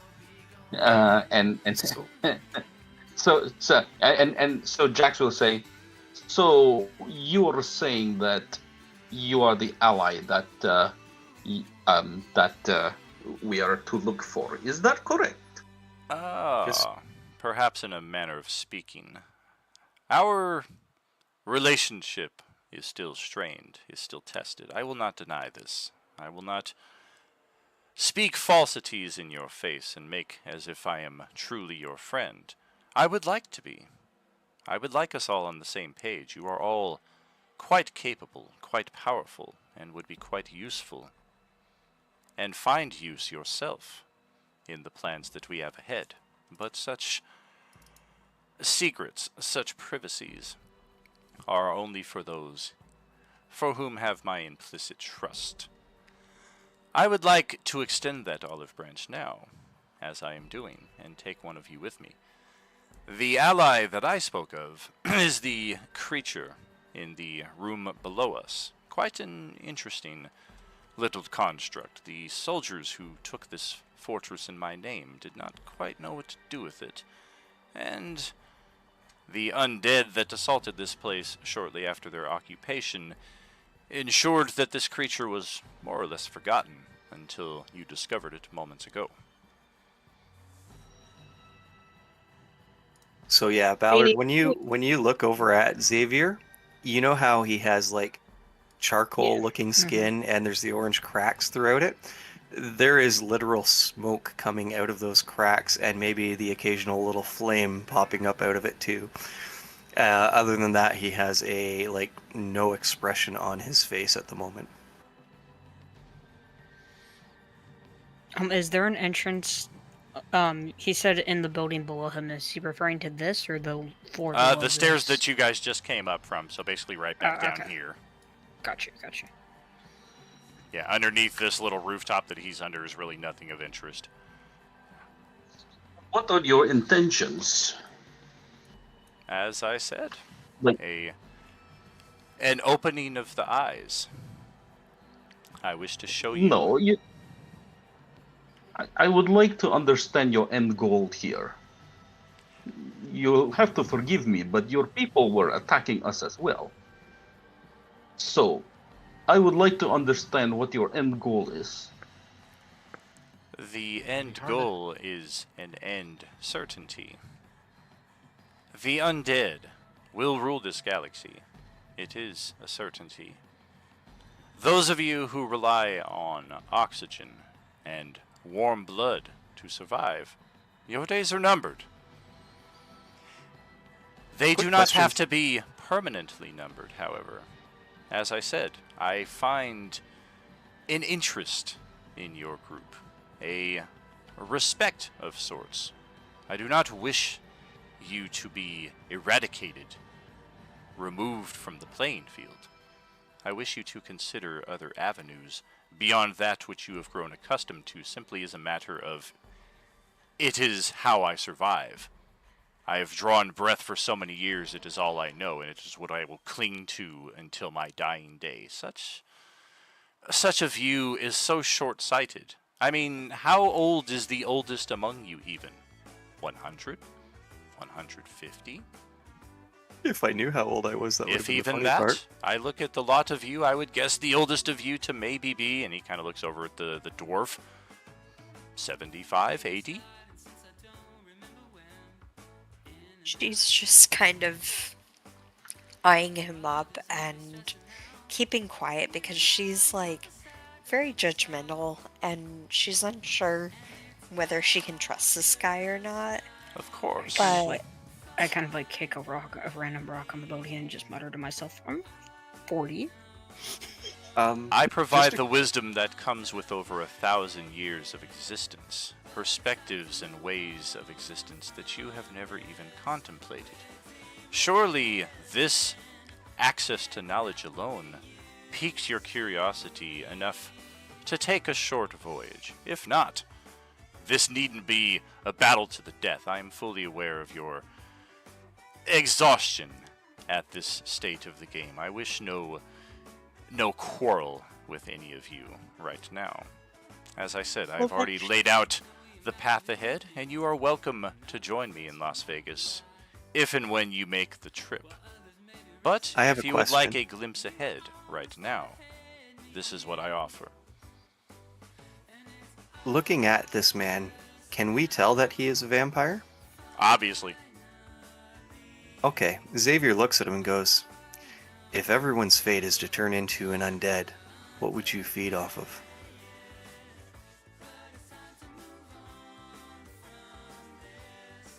Oh no! He has had an epiphany.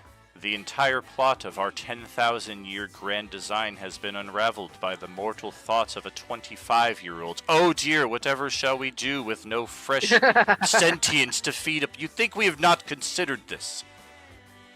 You are asking questions that belong in Chapter 15 when we are in Chapter 2. You are trying my patience. Yes or no? Hilda You just wish the answers in sighs. chapter 15, then you will accept my gracious invitation now. So Hilda, what Hey, if we just do hey, Hilda. accept guys, it? real quick. I have a question. Oh God. Scale of 1 to 10. Who is actually willing to say yes? Hilda is. I am. Jack, 7. Xavier will not. I'm willing to Well, say it's yes. like, This could be fun. Yeah. Kind of is tempted. Lovelar is also just like, hey, fine, fuck it, whatever, shut up. Yeah. Jack says, you have my interest. He says, if you seem to be a person. He says, you seem to be an entity that survives on his own rules, but you still have rules. I can respect that. But my understanding here is that you are one of the different forces around here. Do you command the undead that has been around, or do you have a separate faction from them? I indeed command the menace of the orange undead that ravage this countryside. I am one of those responsible for their creation.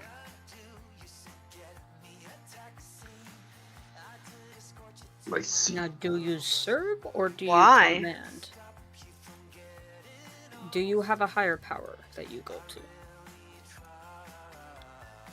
One of you will have answers to so many of these questions. Hilda I'm just willing to take you up on your word. So am I.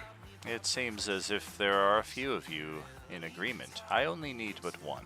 There is only capacity to take one. I mean, I'm like 80 years old, and we did make that point. So Hilda just kind of rolls her eyes and is like, fine. But you have to promise that you will bring me back to the party. My word is my bond. I think we can trust him when he says these things. Then Bring it's her back to the Out of party character, I don't trust alive. anything he says, you know. Yeah. Jack says, perhaps I should go. I am a wizard after all. There will be insights that might be more arcane in nature. I should be able to go as well. Rollo steps up, as I know a lot of stuff around the Arcana as well. Love is gonna, like, glance to Hilda and go, hey, isn't this, like, kind of your entire thing? Yes, which is I don't- why I don't trust anyone other that wouldn't be able to deal with whatever this is. exactly. And I may be small, but I am mighty. And also, I have the stubbornness of a dwarf. So this guy can't F me over. Does Lovelar recognize that Hilda is a cleric paladin? Like, is it obvious to him? Yeah, she's a forge cleric, so Oh, it's pretty obvious. yeah. Lovelar goes, I vote for her, y'all. I've seen what we can do. I know what we can do.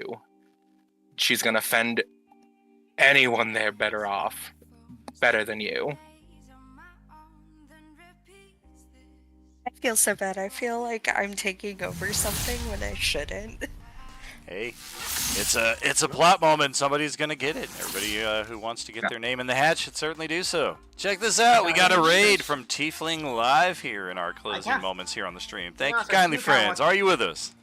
Thank you very Yeah, much. I do for the kind of raid. want. Thouer I think just have starts running around like a ADHD-driven yeah, child. onto since I feel like it's just since I feel like this could be her moment of plot relevance and whatnot. You guys I not agree. realize that if you go with him, you're most likely going to be coming back against us, most likely as an undead. Shh. I do not think so. So what? I don't The think best so. things that we do are deal with undead. Yeah. Yeah. I do not think so. He says, well, how will we resolve this? Rock, paper, I say we put it scissors, up to a lizard, vote. Spock. Xavier just shakes his head. I don't know how to play that game. Somebody should explain the rules to me. Oh God. It is between Hilda and I, correct? Correct. All right, let's have an arm wrestling contest. Yeah, you don't want to wrestle Jax. Let's have a weightlifting contest. Yeah, you don't want to do that either. He says, let us go by chance. He takes out a coin, and he basically, I guess, 50-50 chance. So he'll say heads or tails, but then, we'll just roll I guess a D2. Just pick one or two. 1.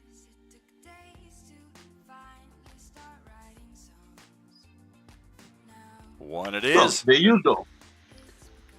Alrighty. Yeah, I will and see if you- he says anything that you don't understand, please just write it down, and we can decipher it when you come back. Sounds good to me. I'll see you all next time. This is going to be quite an honor to have you accompany me. Real quick, Lovelar is going to pass over a Gossamer Bulb and a Phoenix Down. Okay. And a Potion of Invulnerability. And a Vorpal Sword, and a Daren's Instant Fortress, and a Planar Portal, and a Well of Infinite Planes. This is why I like being strong. Here, have everything. Bring the town. I So can yes. carry many things for this exact reason. For those of you watching behind the GM screen here on the live stream, I did use an effect that is really has no tangible or visual thing aside from the honey that drips from his ever so persuasive tongue. He is using his charm ability on Hilda, which is a wisdom saving throw of DC 23. For those of you watching him speak, he is speaking better than most of you are familiar with at a value of 22. Spell? It is not a spell, it is his innate ability as a vampire. Darn it all. Alright, anyway, I had no spell slots left anyway, so... Yeah, and there's no visual indication that he's doing anything aside from being a smooth ass MF. Wisdom saving throw there from Hilda. Let's see if she can beat that DC 23. Yeah, that's just Strahd being Strahd. Note the addition on the very bottom of the effect there. We are starting to see a few creatures that have these. Not many, but some effects, inspiration, and hero points may not be used to influence the saving throw for this effect. So 17 is the value. 23 was the DC.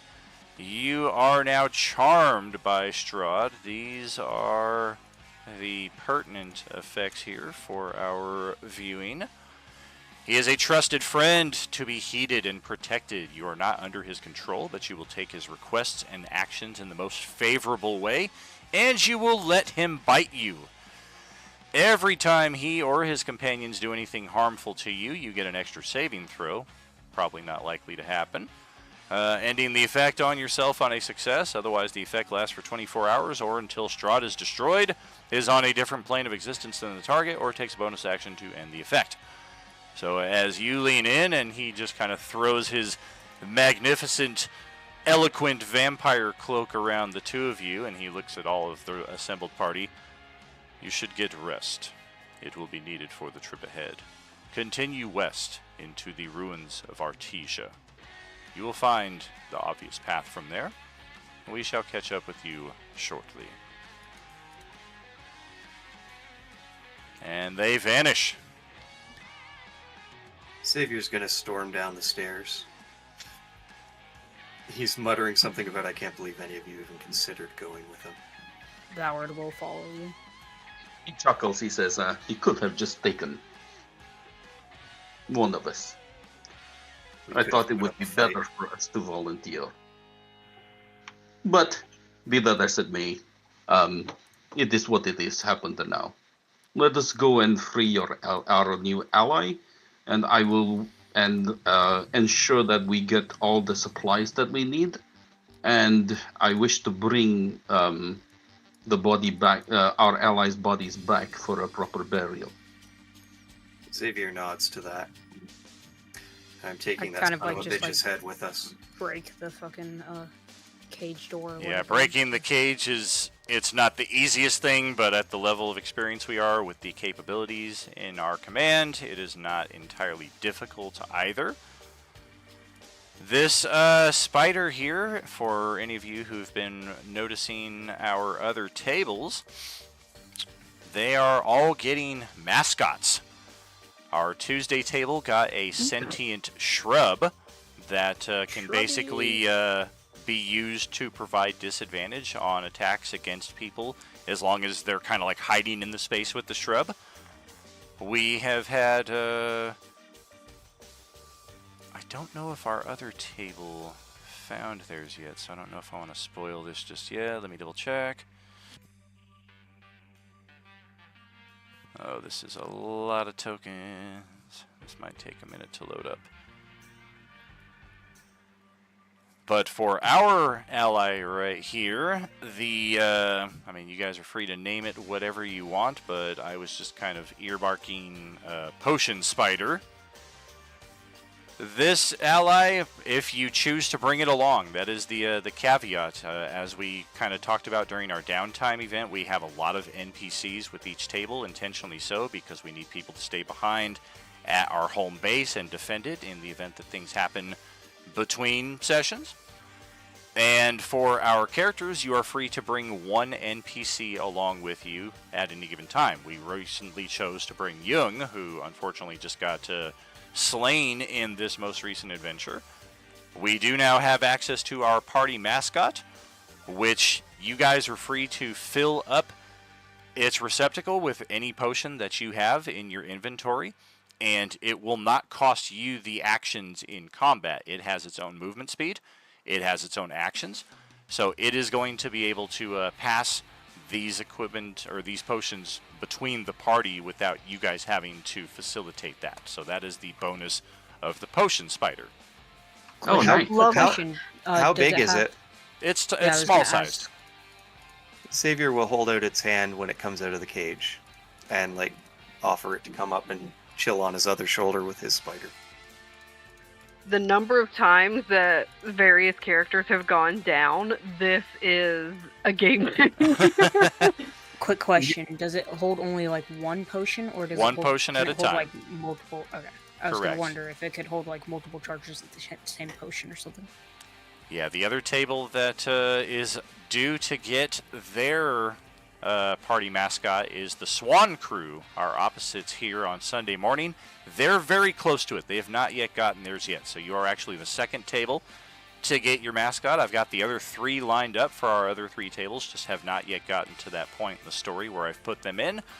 But all of them are unique and fun in their own way, and will provide interesting bonuses to the parties if and when you choose to bring them along. I did not realize that both of the tables I play in were the first two tables that got the mascots. Happy accident. And does anyone tell us about Chini Buccini? Man, I would sure hope so. Yeah. Love Yeah. dies. We know about Chini already. Yeah. Well, I didn't know about him. I think you were the only one. We who found didn't Chini know about Buccini Chini. downstairs. He is our friend. Well, maybe we should get him as well before we travel back to our home base. Very good idea. Oh yeah, Love is like walking catatonically to go pick up Sheeny. Just like, come here, bud. This is my friend. I need Xavier? a friend right now. Xavier is going to do what he can to pick up Young, and then when he goes past the head that he had cut off of Freelu or whatever, he's going to pick up the head as well, and he's Okay. going to continue walking towards wherever they're leading with Chini. Gotcha. Just for clarity, we touched that lightsaber and was like, holy crap, and that's where we left it. Oh yeah, he didn't touch it again. All right. No, yeah, I can say that. We're not going to leave this terrible thing here for somebody to just pick up, right?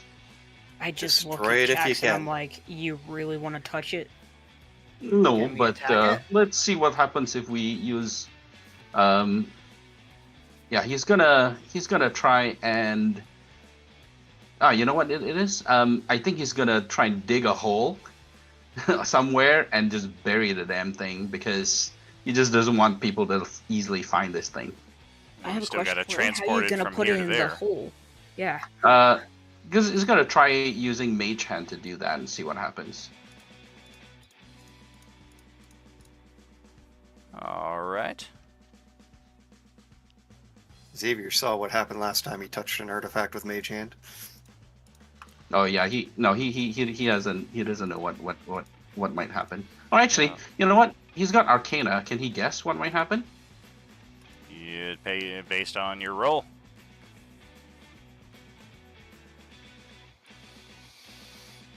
It's unless this thing is an artifact in and of itself, like it's the only one of its kind in the galaxy, which is probably unlikely, then there's probably workarounds to being able to handle it without actually touching it.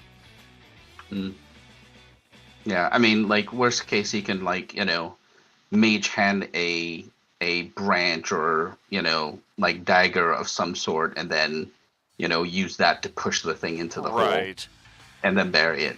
Yeah, he just doesn't want it like lying there for Push it somebody into to somebody's blanket, and then you just carry the blanket, kind of thing. Yeah, exactly. Try to destroy it. Well, he says, do we want to spend the time or do we just want to leave? Xavier just points at his pole arm and goes, smash it and see what happens. He says, I would be technically touching it. Do what you want with it then, and he just continues walking, carrying Yung's body and the severed head. Yep. All right. Yeah, he'll dig a little hole and push the thing in, and then cover it back up, and that would be that. Okie dokie. Yeah, and search the guy if there's anything else that's on him. I think the idea here is that if there's any supplies or anything like that, items that these guys might have, he's gonna search through maybe the bosses and the spellcasters.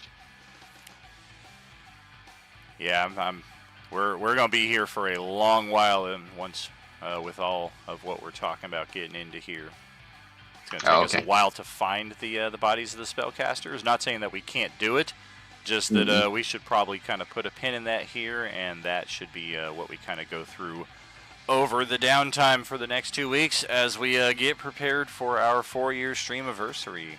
Went a good half hour over here tonight. The next session will mark the start of double sessions, and I was going to say, is it next Sunday is the start of the double sessions? For us? Let's see. Yes, it is. Next Sunday is our official beginning. Yeah, on the 6th. Yeah, I believe because the last session is this next Tuesday of normal sessions, and that's J-Man's correct session. Yeah. Correct. So we will pick it up from that point. Also worth noting that there are still goodies that we never claimed back over in the Chini Butini area. He was not the only thing of interest over there. We found a crate with 37,000 gold pieces in it that is literally just sitting there waiting for our party to meander into that direction, divide it, and start determining what we're going to do with it. But again, that is going to be over our next 2 weeks. We'll start getting the closing procedures. There was also a whole bunch of arrows, right? Was that? One of the crates that I peeked into also had a bunch of arrows, didn't it? Yep. +1 arrows, yep. Yep, that's also posted right there next to the barrel or the crates where you can find them on the map. So that will be where we pick up next time around. Possibly still a bit of exploration on this map. Might be something that we kind of facilitate between now and next session. It's going to be a crazy week here as I try to put the finishing touches on all of our tables. I'm not ready I'm not ready for every table's 4 weeks here, so we got a lot of work to do over this coming week. Half the tables are ready, maybe 2/3 of them, but a couple tables I'm like I might be able to cover you for like a session or two, but I need to put together some more angles. Quick clarification question. For the downtime in between sessions, are we able to like do trades and stuff with Chini Butini for all intensive purposes? Probably. It's not technically a downtime event though, so I don't want people to confuse No, I know that it's with, not like, a downtime event, but I'm just saying like Beskar stuff. yeah, I'm just saying like walking down to them and stuff like that, just for like. The I mean, stuff. yeah, exactly, and we have enough. We have 2 epic supporters, I believe, at this table who could easily just summon him at any given time as well. So. Oh yeah, I can summon him. That's easily something we can do, and definitely prefer. At least the research side of it being done between sessions so that we don't get into session and then we bog it down with a 90-minute, oh, well, I'm a this level this. What's a good magic item for me? Like, as I always say, we have 13 days between sessions. That's the time to go over all of your optimization, monkey wrenching, and learning all of the ins and outs of the Roll20 engine. So we will be back. Buy bags, yeah. What's that? I said pretty much all I need to do is buy bags, especially for that gold for the party. Sure. We will definitely. I can fit some in my Heward Sandy haversack. All right, friends, that is a wrap. So thank you for a session tonight. Finally got through this madness, and I mean it it was crazy. It's freaking crazy. That's all I could say, man. Between the dice rolls on both sides of the table, I could not have brought more chaos to it if I intended to. And sometimes that's the name of the game. We are off tomorrow, probably be a building day. We are back Tuesday night, 6:30 p.m. Pacific, with J-Man's final game for a month on April Fool's Day. And it is not a joke. So his game will be on that day, and then I will be back with Coalescence the conclusion of week 14 on Wednesday, and then off for a couple days, and then we are off to the races. 6 sessions a week for 4 weeks in a row, and you're going to see these bags under these eyes, like just kind of like matriculate like all the way down to here. I'm going to have like 6 freaking bags under it. All right, welcome to session 18, friend. It's going to be crazy, but hopefully... Gonna roll up with a whole luggage store. Hopefully I can make the saving throws necessary to keep us on schedule as planned. So much love all. Thank you so much to Tiefling Live there for the raid of 2 a few minutes ago. Actually, it looked like more than 2 people. I think there were like 5 or 6 names I didn't recognize in the stream there, and I feel like they all came in at that same time. So thanks to all of you for checking us out here tonight at Roleplaying Unlimited, where, as you know, there is no RU without you. Good night, all. Thank you. Good night. Night. Thank you. Night. Good night. That is some screwed up shit.